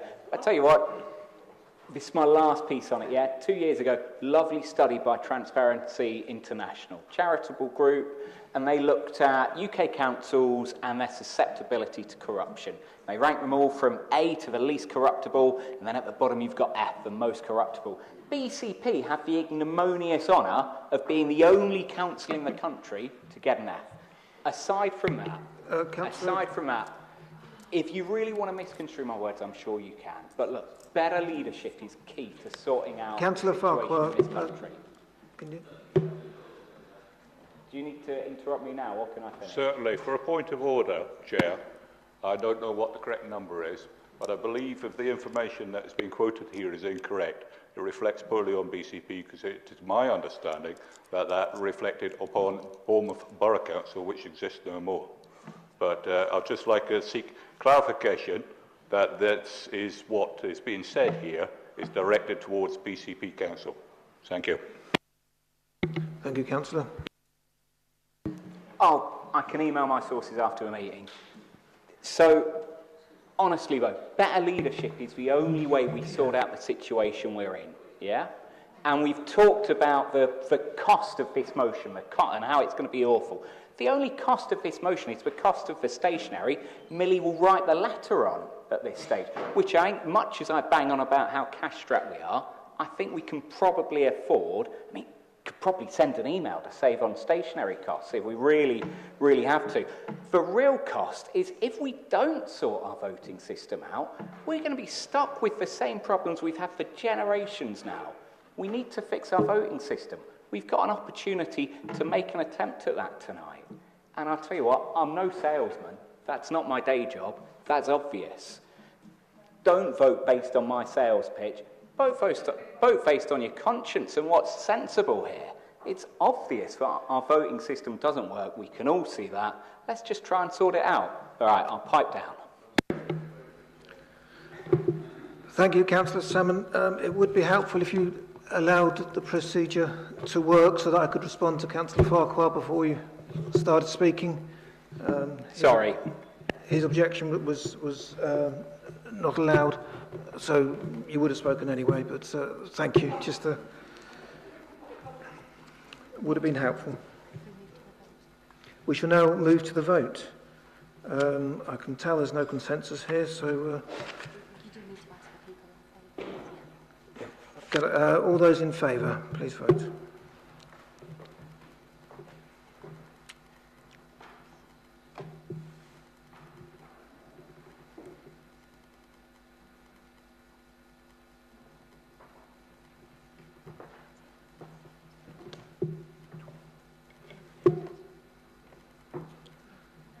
Thank you.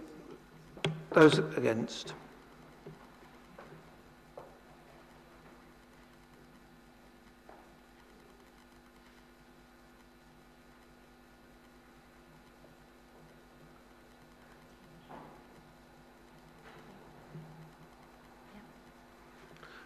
Thank you. If I may, Chair, I'd like my vote against to be recorded for the purposes of the minutes. Thank you. And those abstaining, please.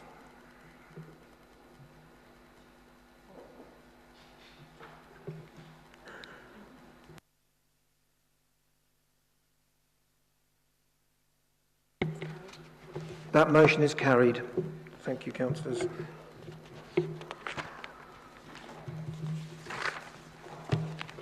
Okay, moving on. Changes to the winter fuel allowance and protecting pensioners from fuel poverty. Councillor Philip Broadhead, I call upon you to move your motion. Thank you very much, Chairman. Colleagues, I think there can be no doubt that the speed and impact of the decision by the new Labour government to remove the crucial winter fuel allowance from so many pensioners has generated a huge amount of concern. And it's easy to see why. An astonishing 75,627 pensioners in the BCP Council area are set to lose this payment. And many of these residents' colleagues are by no means wealthy. A pensioner on only £13,000 per year will no longer have that payment this winter. £13,000 is not a lot of money to live on, and I don't think it is an exaggeration to say that for many, this could mean the choice between heating and eating. Now, this is a government decision, not a local one. We are local councillors, not MPs, well, most of us anyway, and many of you will have heard me stand up before bemoaning motions that simply express a view on things which we have, frankly, outside of our control. And that's why we've been very careful and focused on this motion to look firmly at what this council, our council, can do to mitigate this damaging decision. Part of that, through this motion, is asking the government, via the leader, to rethink this decision, or at the very least, further protect those who are impacted and don't have access to other means to mitigate, such as pension credit. Secondly, on that topic of pension credit, which can help some of those affected, to bring forward a council-led campaign to alert those eligible to apply. If the government won't do it, I suggest that we will. Linked to that, the motion also seeks to strengthen local efforts through both council services directly and our partners to support those pensioners entitled to pension credit and help them through that process. I don't know whether colleagues have seen that process to apply for pension credit, but it's really quite arduous. And then finally, to join with millions of people across the country, and indeed many, many other local authorities, to commit the Council to signing the Age UK petition on this issue. Age UK having done an exemplary job in fighting this cause.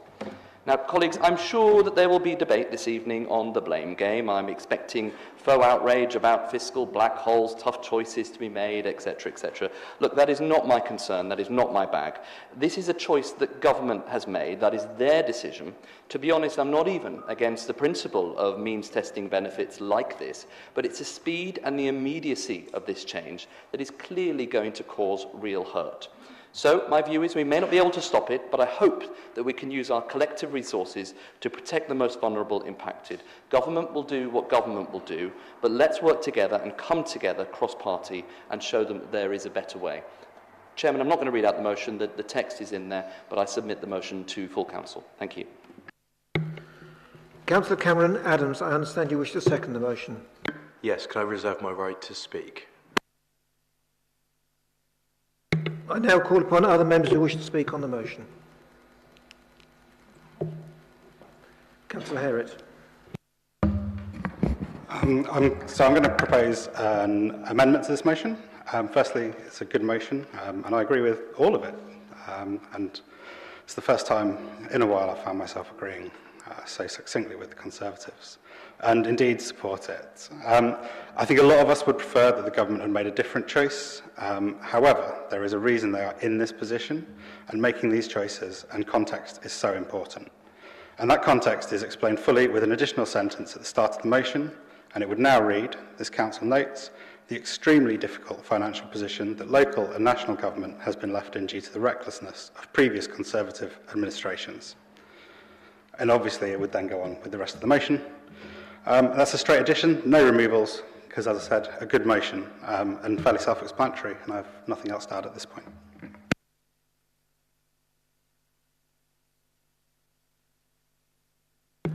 Councillor Salmon. Yeah, I've also got an amendment I'd like to propose.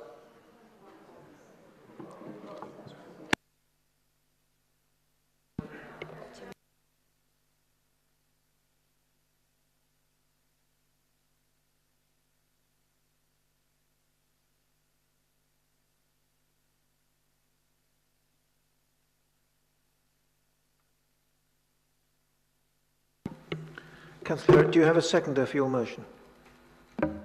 Councillor Andy Martin. I will indeed second, Chair. Thank you, Councillor. Councillor Broadhead, do you accept the amendment? Thank you, Chairman. I do not accept the amendment, not least because, as I thought I'd made clear in my opening speech, this was, I've been very careful actually not to be overtly political in this motion. This is actually, look at my speech and look at what is written very clearly in the actual text. This is about us doing what we can under our duty to actually mitigate this problem rather than playing politics. So in an effort to rise above what I'm sure might be coming with further motions, I would like to put forward an amendment to the amendment, which is actually just to remove the whole section where it says council notes. I'm not sure that's permissible. Not just yet. Chair, if I may, we have an amendment, a live amendment from Councillor Herrott. Because that is seconded, because you've not accepted his amendment, we now need to debate Councillor Herrott's amendment. Then Councillor Salmon indicated he had an amendment, and we need to resolve that, and then we'll move on to yours. Okay, But I fully accept that. On each occasion, we'll ask you if you consent to the amendment, because if you do consent to any of the amendments, it's the consent of council, and that will be just accepted without debate. Thank you, Monitoring Officer. And I will just close by saying I hope we can spend most of the evening talking about what we're going to do about this rather than showboating. Thank you. So, is there a debate on the amendment? Councillor Hadley, is this to the amendment? Yes, thank you. There are so many things that this current government has to... Can you hold there a second, Councillor Hadley? Councillor Farquhar, you're standing. Yes, indeed, Chair. I believe within the Constitution it is required that all members actually see it in writing, and I'd appreciate it if we could wait until that comes through before we start debating, because I have no idea what it is that we're debating. Thank you. The amendment has already been emailed, and members should have it in their inboxes.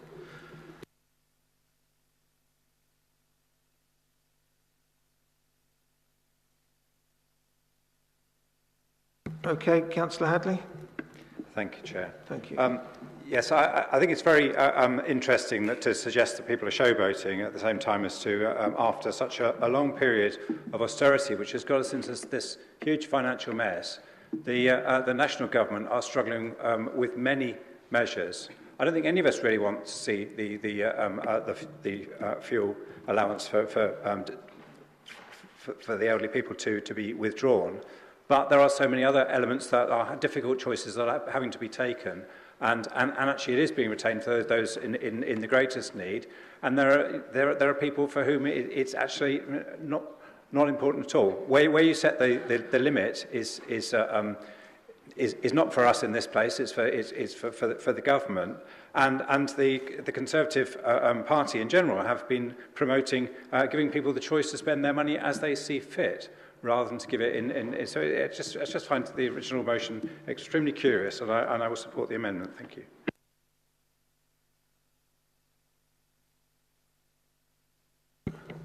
Councillor Trent.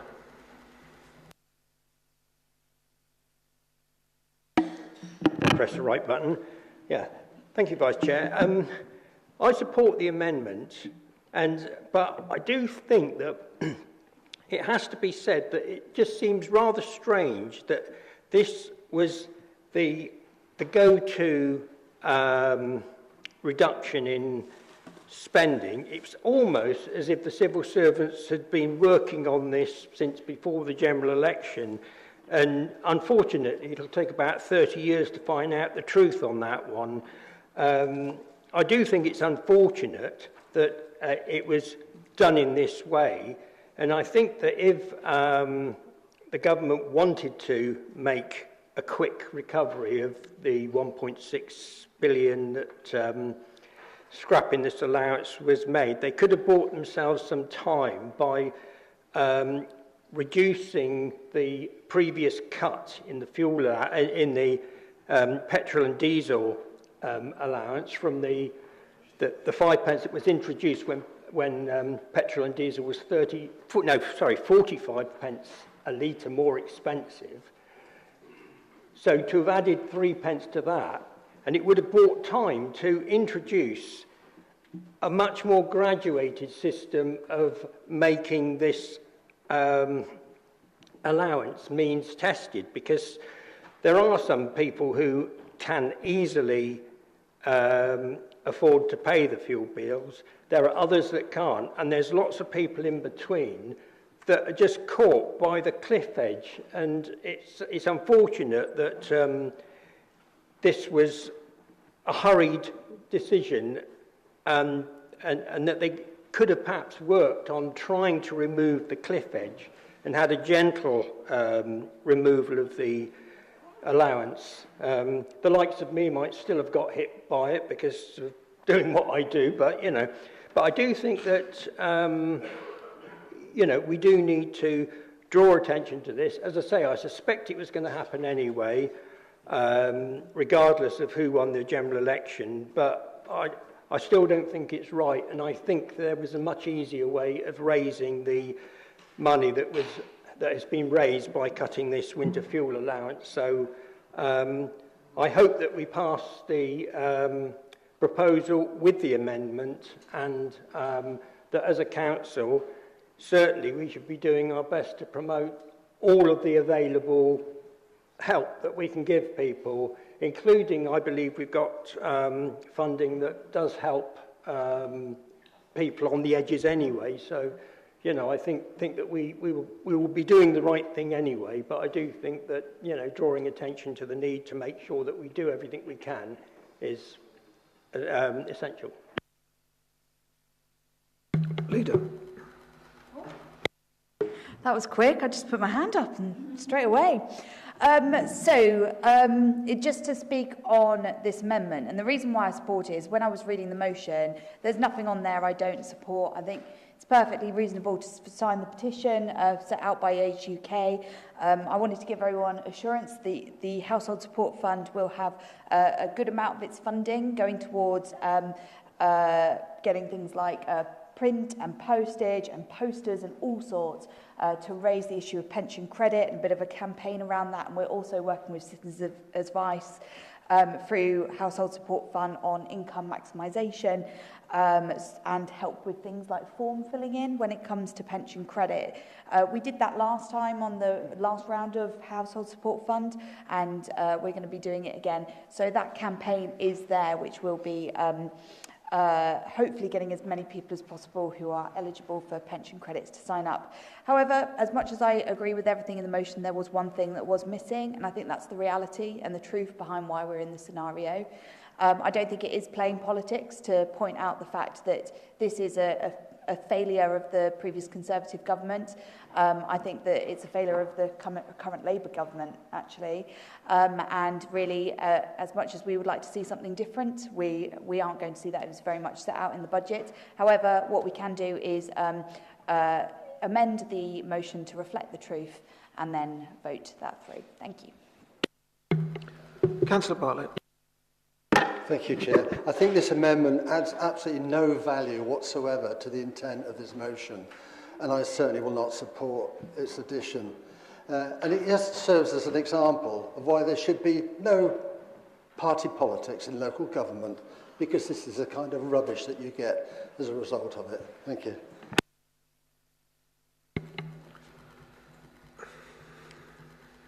I'm sorry, Councillor, I'm gone blank. Councillor Phipps. Thank you very much. I'd just like to agree with the last speaker completely. If you're going to add in things like this, party politics, then you might as well add in as well, oh, it's been implemented and it wasn't in the Labour manifesto. Do you want to put that in as well? You know, it's just absolutely silly, really silly, and I can't support that. I think it's a really silly thing to say. That's all I have. Councillor Walters. I think adding the context is important here because it is worthwhile contextualising why we're in this position. I think the Conservative government, when they got to power, they cancelled the nuclear power stations that Gordon Brown tried to push through, which left us less energy secure than we would have been otherwise. They banned onshore wind farms. They restricted onshore solar farms that would have left to our energy bills being less than they are and would have led to a situation where we didn't need the winter fuel payments because pricing would have been lower because we would be self-sufficient as a country. So context is everything. I don't mind us adding this to the motion. Councillor Farr.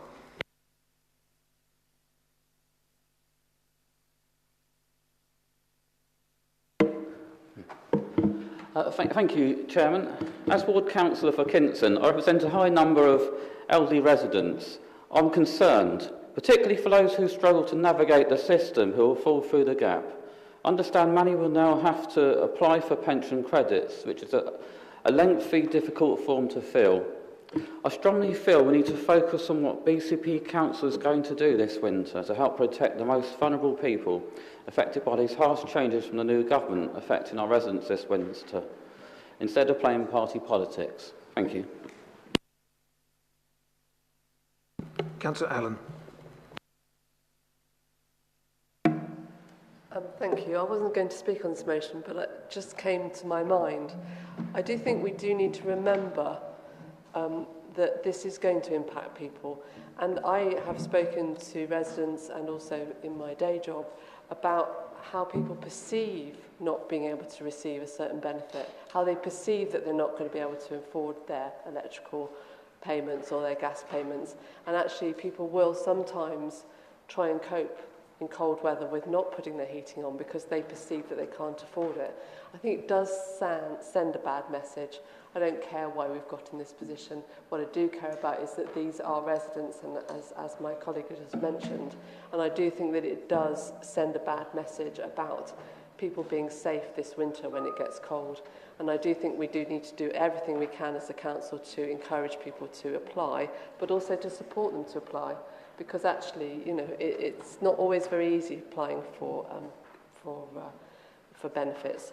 So I just think we need to get back to what we're talking about, which is our residents and how they feel, and whether they feel supported, and whether or not they're going to put their heating on this winter because they're frightened about paying their bills. It's not about politics, it's about individuals. Thank you. Councillor Salmon. So I think the truth really matters. You know, I think the truth really matters, and being able to acknowledge that. And I think there are lots of people in this room who seem really uncomfortable acknowledging the context within which this is happening, either why it's happening or who's doing it. It's like watching football fans get angry at their lines drawn by VAR when it tells them a goal's been offside, they want it to go in. That tribalism has no place in politics and is far more, not just embarrassing, but harmful than any showboating or political point scoring. Now, I care about the issue, but I do care why it's happened. I think it's important to take note of, God, why is it that there's no sodding money? We're one of the largest economies in the world, and we can't feed and clothe people in this country. It's ridiculous. So I'm really glad of this amendment. This amendment gives the public a chance to see who in this chamber is willing to acknowledge the reality of how we ended up in this situation, and who's too tribal to either ignore the fact that how we got into this situation or ignore the fact we're in it. I like this amendment. I wish we could get to a vote and bash it through. It sounds good. Councillor Martin, you withheld your right to speak. Do you wish to speak? Yes, just briefly, just to use my right to speak on seconding this. David and I represent Highcliffe and Walkford, and without doubt it has the oldest population, excuse me, the oldest population in BCP. In fact, probably the oldest population in the whole of the UK by certain measures. So I am more than happy to support the original motion, obviously depending on what happens with the amendment, but of course I support it because of the age profile of our residents. I must tell you though, and maybe that's because most residents realise that it is not anything that's in my gift or David's gift, that I've had, I think, I don't know how many David has had, but I've had about 45 emails since the budget about all sorts of issues relating to Highcliffe. Not one of them was about the winter fuel allowance. Now, that's not to say that many people aren't affected by it. I'm sure they are, and that's why I would be happy to support the motion.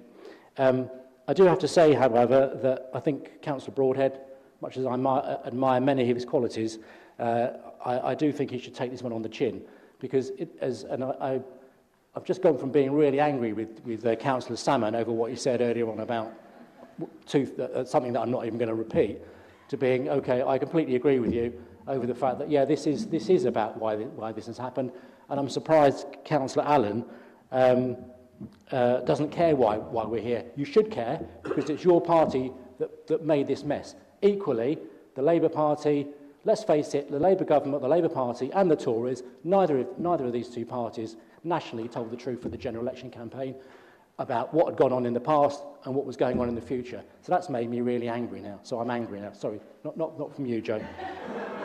but I am angry. So, Phil, take it on the chin. Let's pass this amendment, because that is the context, and let people know why we are having this debate, and I'll shut up. Thank you.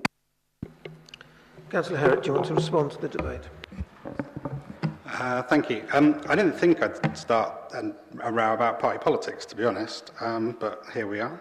We are politicians, so help us. In fact, we've spoken quite a few times about how we're all politicians this evening. And given that the second word of the entire motion named the Labour government, it felt pretty political from the outset, which is why I felt fairly comfortable bringing a political amendment to a political motion. After the amendment passes or falls, we will still seek to pass the motion about all the things that we've already mentioned. Anyway, as I've said, context is everything, and it's important to me that that's noted. Thank you. Thank you, Councillor. Councillor Broadhead.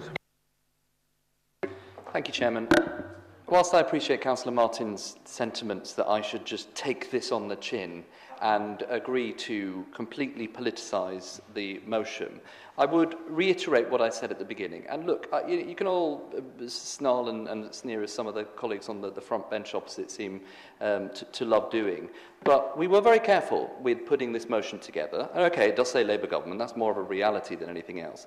To frame a little bit of the background of what the decision is actually going to do, to then look at what this council believes actually will that impact of that decision will be, and I've seen no dissent in the chamber of that tonight, and then finally to resolve what we should do about it. And it is others that have chosen to spend all the rest of the time talking about politics instead.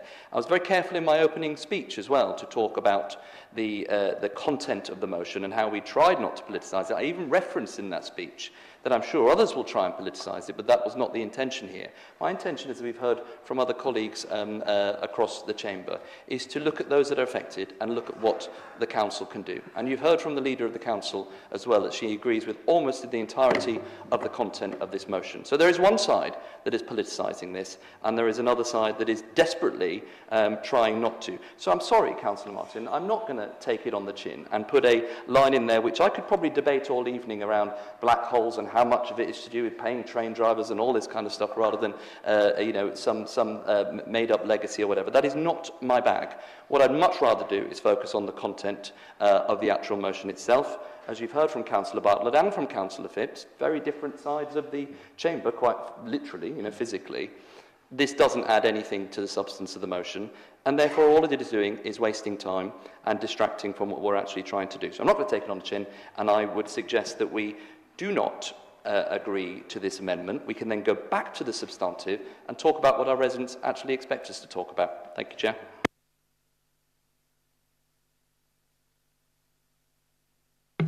We now go to a vote on the amendment. So those in favour, please show.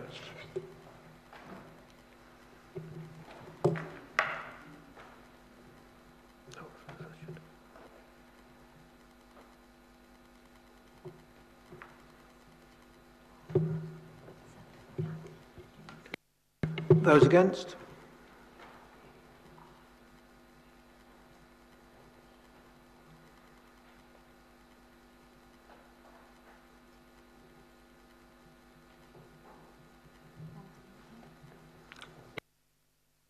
Those abstaining.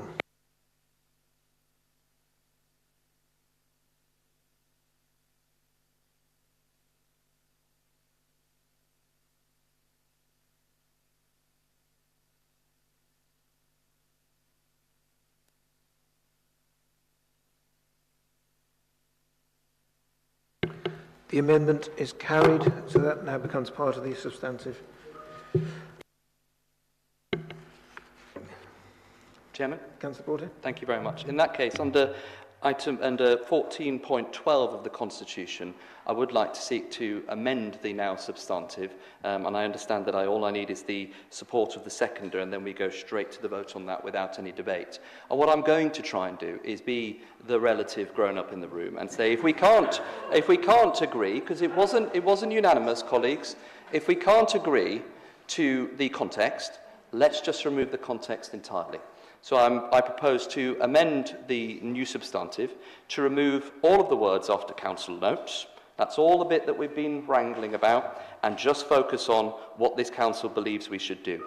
It saves me worrying about what I think, or the Lib Dems or other parties, Labour worrying about what they think, and focuses purely on the content. So I would please urge colleagues, if you really think that we should be talking about the issues, and if you really care about the issues at hand, let's agree this amendment, take the politics out of it entirely, and then we can focus on the content of the motion. I believe my seconder is content with that? Very content. Thank you. In which case, I understand, according to the Constitution, that moves directly to the vote. Chair, if I may, can I just clarify?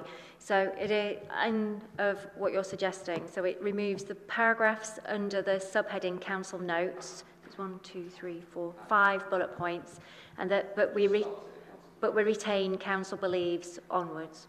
Thank you.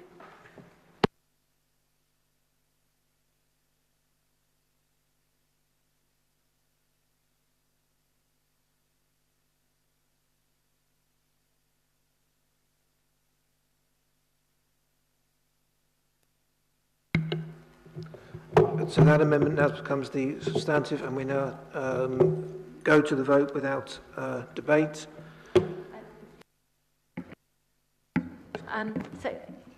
Councillor Broadhead, can I confirm if Councillor Adams seconds? Yes, he is.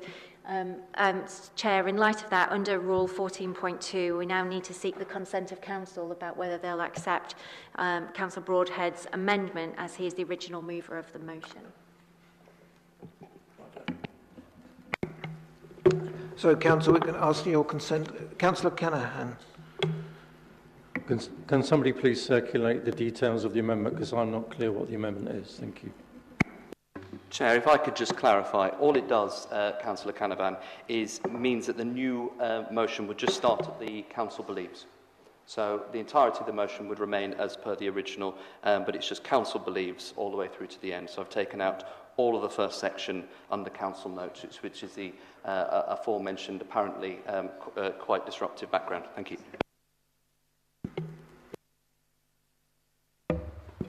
Can I just seek clarification? Would that remove the amendment we've already voted on? Okay. Yes, it will. Okay, so to the vote, please. Those in favour, please show.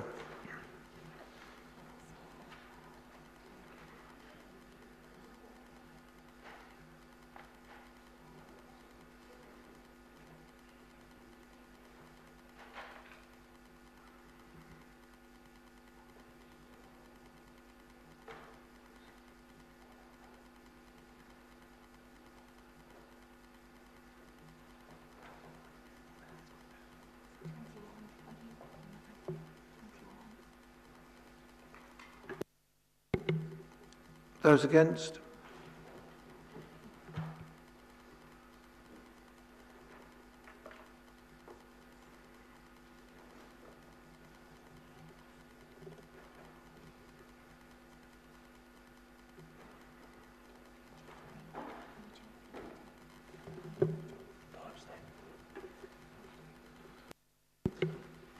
And abstentions.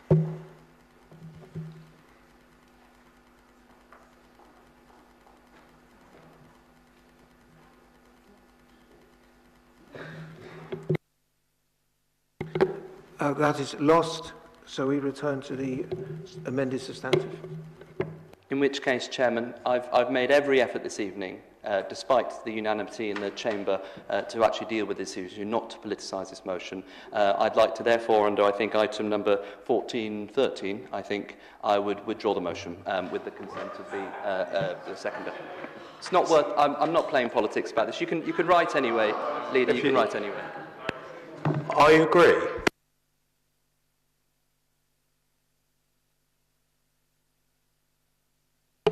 In light of Councillor Broadhead as the original mover of the motion, under Rule 1413, it says a motion or amendment may be withdrawn by the mover, provided the seconder and the meeting without discussion agree. Once the mover has asked for permission to withdraw, there should be no further discussion unless the meeting refuses to agree to the request. Chair, you are now required to seek the consent or not of Council as to whether they will accept the withdrawal of the motion.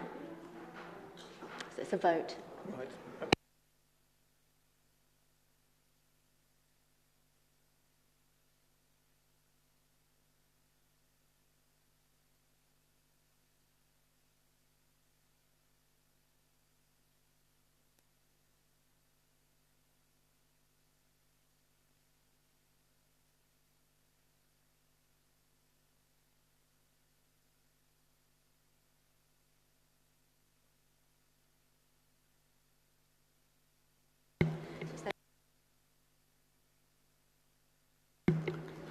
So I'm told we need to go to the vote as to whether the meeting accepts the withdrawal of the motion.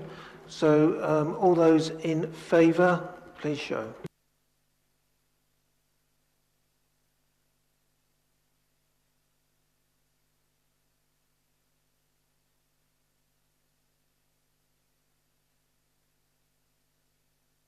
Those against?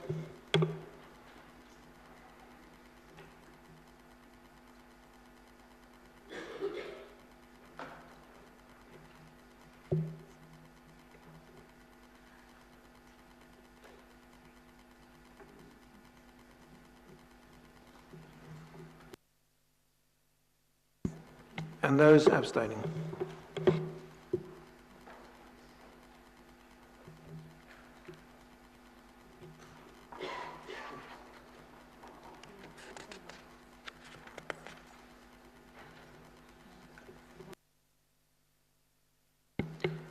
That is lost. Therefore, we still debate the motion. Councillor? Yes, so can I bring a point of order to Council? Point of order, procedure rule 6. Please, can we have a break? Thank you. We can have a comfort break. This is the last piece of, well, it's the penultimate piece of business. But if people want a break, we'll have a 10-minute break. Is that,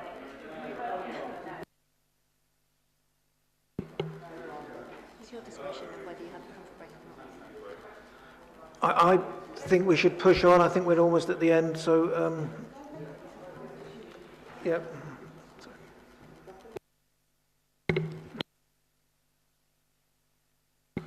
So,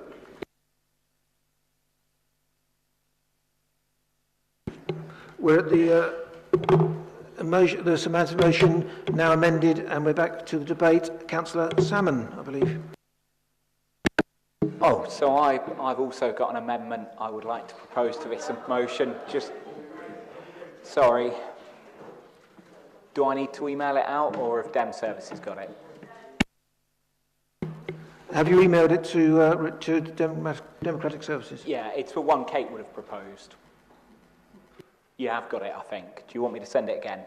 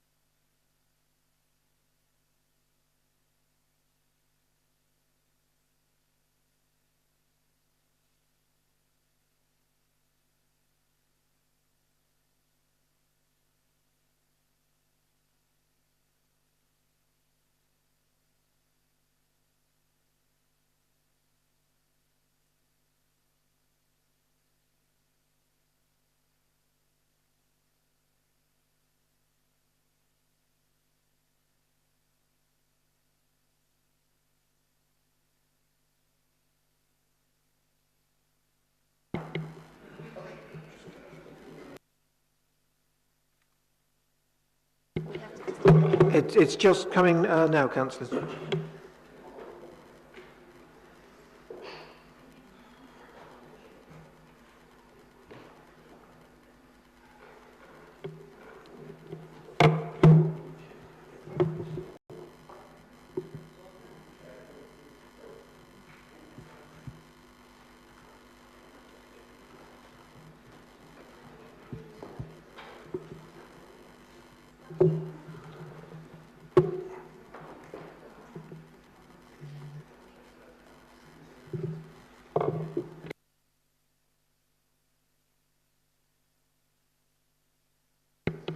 You should have all received it now.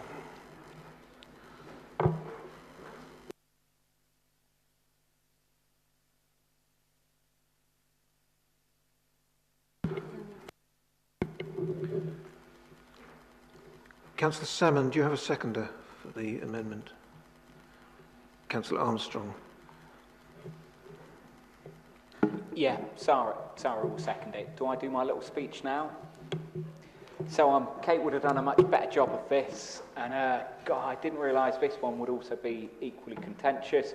The only reason for the amendment is that We think it's important as well, and we just felt that actually, much as there's been lots of talk about it not being political point scoring, it did feel quite point scory and not very specific and up to speed with the facts, and it was important that the deadline for applying is the 21st of December for the stuff that's being mentioned, and we just thought that should be explicitly stated.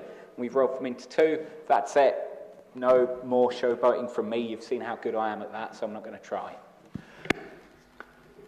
Councillor Armstrong, do you want to speak? I reserve my right.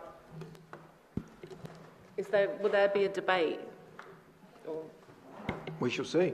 Yeah, okay. Well, I reserve my right to speak. Councillor Tarling. Yeah, thank you very much. I don't support this motion. For one thing, it talks about targeted direct communication, which takes, as we've heard a few times, concerns about officers' time and costs.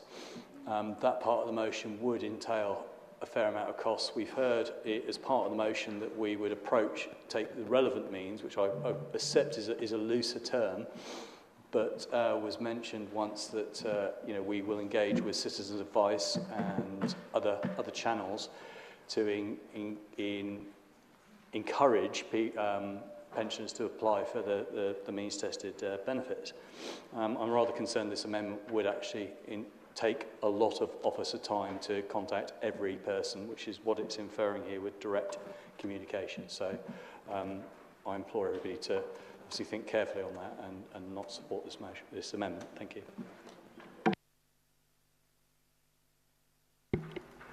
Councillor Bartlett.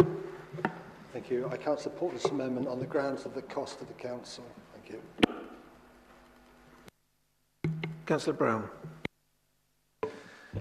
Thank you, Chair. I wanted to speak now, I want to speak on the main motion, but I'll speak particularly on this one as well, that I don't really support it because it's getting very specific about what we're going to do. And I welcome the motion in terms of it talking about what BCP Council needs to do in response to this.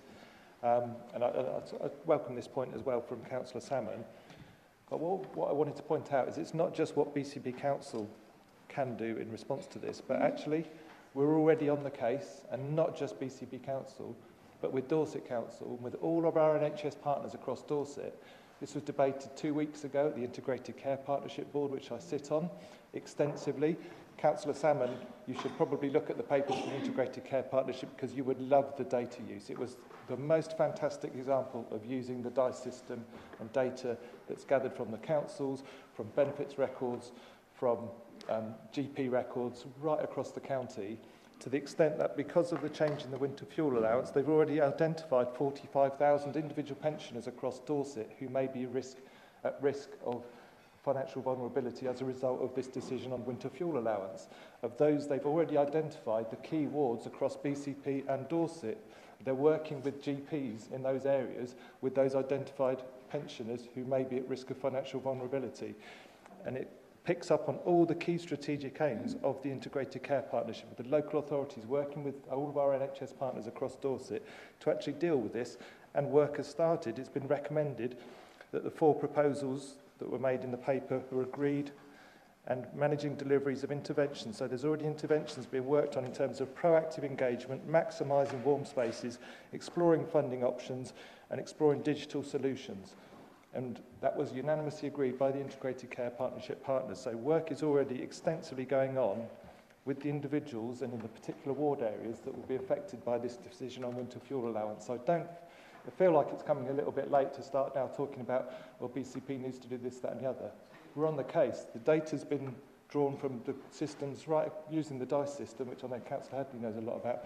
It was the most fantastic presentation about how they can use data to really work across partners to identify the issues. It was all talking about the impact of winter on health services, but they specifically looked at the winter fuel allowance impact, identifying those individuals and what we're all going to be doing, and we've all committed to work in partnership to address that. So I think we're already on the case with our partners to make a real difference to the people who may struggle as a result of this decision.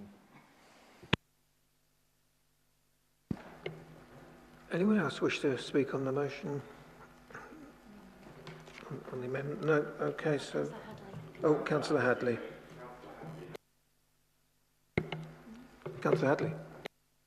Thank you. Ever so quickly, I think whilst I understand their sentiments, it's a shame obviously that the Councillor Cakesalmon isn't present, and the deadline is obviously important, but as Councillor Brown's reassured us, work is already underway, and I'm slightly concerned about the removal of paragraph D, because the importance of working with partners and with the voluntary sector in terms of identifying people and making sure that no one falls through the net is quite important. So I'm afraid I don't think I can support the motion, the amendment for that reason. Thank you. Councillor Howell. Thank you. I appreciate Councillor Brown's reassurance there that the work is going on, but he ended what he said by saying that they were looking for funding opportunities and looking at digital opportunities, which to me sounds like, they're not committing to send letters because letters are expensive. And actually letters are probably the only thing that's going to get through to a lot of these older people. And it probably explains why so many people haven't signed up for pension credit. I mean, I'm sure there's a lot of pride in there as well about not claiming benefits, but the numbers are so huge in terms of not claiming benefit, that I can only imagine part of it is lack of direct communication. So I really don't want to put the council in a worse financial position to have to pay for the postage to do this, which I imagine is the major cost, not actually identifying who these people are. But on the other hand, it seems like nobody's going to stump up that cost, and that's the situation will continue. So I find myself in a difficult position with this motion. Councillor Moore. Yeah, thank you, Chair. If I could just add to what Councillor Brown has said, HSF 6 is in full swing. But in addition to that, the CAB are working with all their clients, and the applications are coming in thick and fast. The DWP itself is actually writing to every pensioner over 65, I believe it is, offering them the opportunity to claim pension credit. They give a list of the benefits that if they're claiming, they can then claim for pension credit. So it's gone to every pensioner. It's not even a household, it is individually named. I've seen the letters, so I know that work is going on. And also the CAB are trying to put out the message to all the people that they think are eligible in order to press the case that you must claim pension credit. But there is quite a lot of campaigns going on behind the scenes, so I'd like to reassure everybody of that. Thank you. Councillor Armstrong, you held your right to speak. Do you wish to speak now? Thank you. I think the intent of this amendment was really about ensuring that nobody falls through the cracks. So it was very much about based in inclusivity and also about protecting the most vulnerable. There are many residents that I've been meeting recently who are not eligible for pension credit, and also they're at risk of losing their winter fuel allowance. So I think there is more that we need to do. In terms of the digital opportunities, and you saying, Councillor Brown, that there's so much work that's already going on, I accept that, having worked in this, I understand that. I think if we were really using the data sets, for example, I know we use Mosaic, that will tell us that for this particular group that we need to target, that actually it is direct communication, it is letters through the door, addressed to that person, that actually make the difference. It's not emails, it's not text messages, because this is a group of people who do not respond in that way. I think it's also a false economy to say that we cannot afford to make this investment. The people, when people lose the ability to keep warm or to feed themselves, or they're faced with having to make that choice, the cost of then supporting them much further down the road actually increases. Older people experience like trips, falls, when they go into hospital, you know, the cost of then supporting them becomes much greater. So I accept what you say. I hear what you're saying about concerns about costs, but I think we really need to look at are we using the right forms of communication to reach the groups that we need to reach, the most vulnerable, and not treating this as like, you know, it's a false economy, to be honest, not to invest. Councillor Salmon. So, it's nice that we're not point scoring. We are talking about the nuts and bolts of making sure actually some of the most vulnerable people in our society are protected from what should really be preventable fuel poverty. And I'm not sure who should be more embarrassed, me for not keeping on top of my papers, or others for suggesting that we save a few quid by not bothering to write to people about this. At the end of the day, these are some of those vulnerable people in our society. I would much rather take a belt and braces approach and be absolutely definite that there is nobody who is freezing. God, I work from home at the minute. My house is freezing already, and we're only in November, you know? I think it's worth making the effort. That's my 2 cents. Again, I wish Kate was here. She's far more eloquent than me. Councillor Broadhead. Thank you very much, Mr. Chairman. Unfortunately, I will be voting against this recommendation, this amendment, and I'll explain why. And first of all, I would say to colleagues across this chamber, if we are all here in the spirit of trying to improve these things, isn't it interesting that with every single other motion that we brought, there has been some reaching out of other parties beforehand to try and come up with other solutions, and yet all of these have landed tonight. I'm not intensely critical of that. I've done it before and we've thought of better ideas, but clearly these are all pre-planned, and I think we probably could have incorporated some of these into the substantive motion. And the reason I'll be voting against, and the reason that it's a shame that we didn't talk about this before, Councillor Salmon, is that unfortunately my analysis of this amendment is that it just actually makes the motion slightly worse rather than slightly better.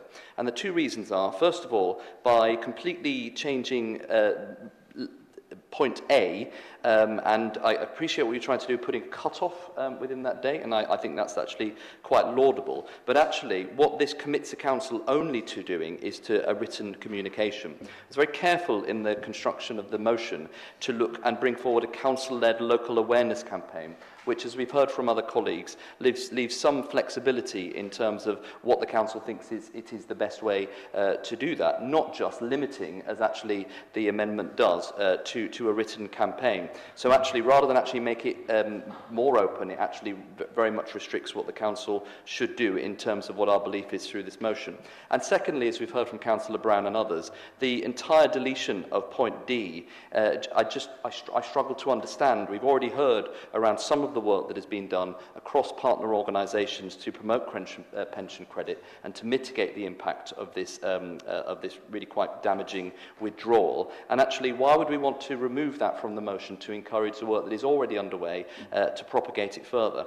So all we're doing is taking out the cross-party working, taking out the flexibility of a wider campaign, and just focusing solely on writing to people, which actually the substantive actually enables anyway. So I would urge in future, if we are putting motions together and we have things that we do think would make the motions better, just reach out and discuss it and we can find a collaborative way to do it. Because unfortunately, and I'm sure it's not intended, this amendment makes the motion more restrictive rather than more flexible. So for that reason, I will be urging colleagues to vote against. Councillors, moving to the vote on the amendment to the substantive. Those in favour, please show.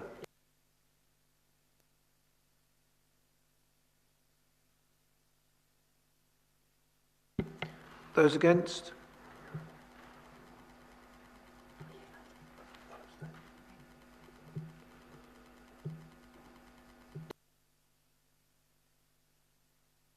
And abstentions.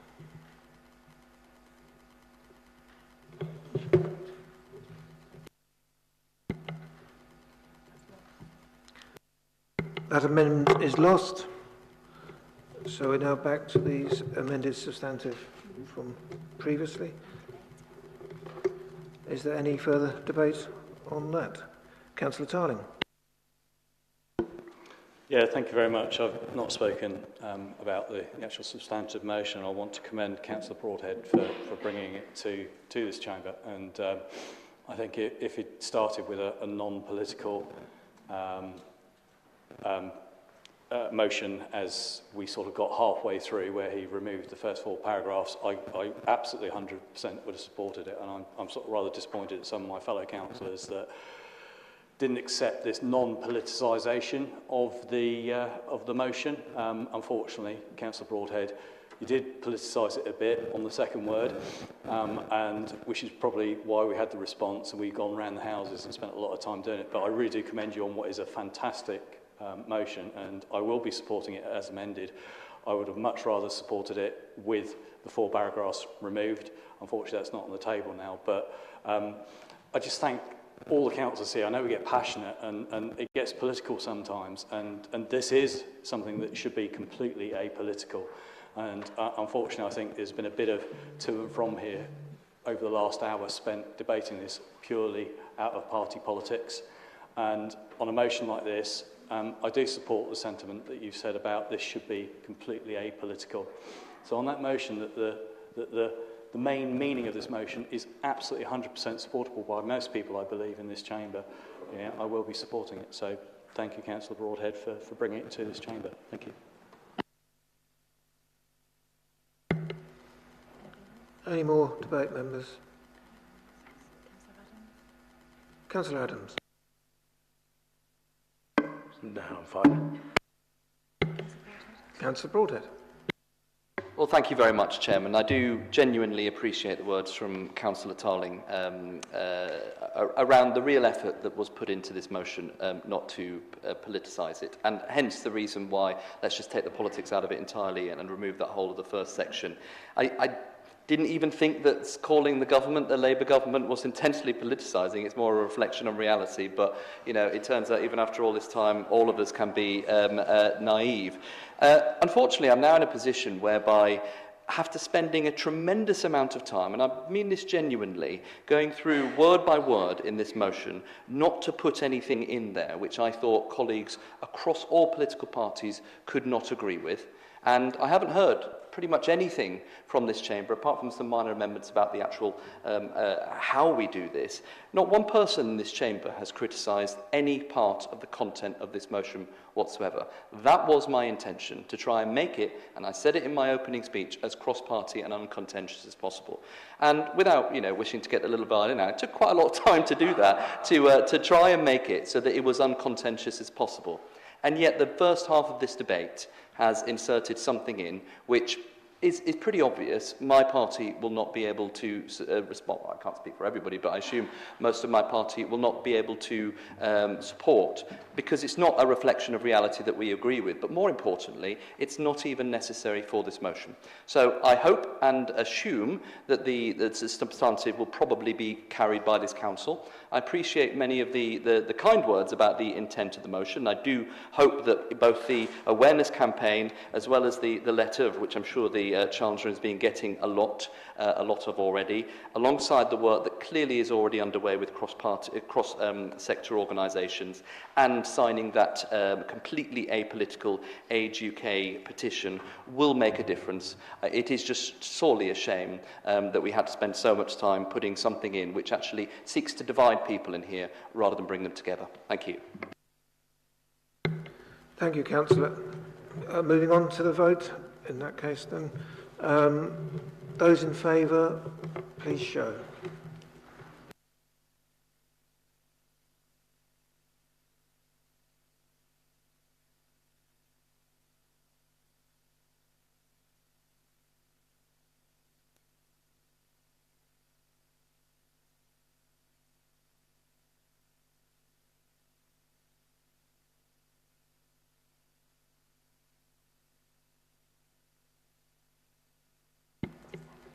Thank you. Those against? And those abstaining?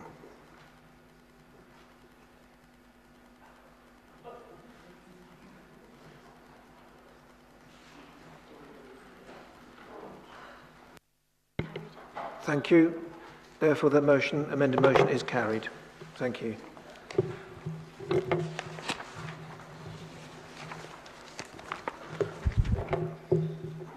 Final item, item 7, urgent decisions taken by the Chief Executive in accordance with the Constitution. I'll ask the Director of Law and Governance and the Monitoring Officer to advise members of any urgent decisions taken by the Chief Executive. Thank you, Chair. I can confirm that the Chief Executive has not taken any urgent decisions. Thank you, and I now close the meeting. Thank you.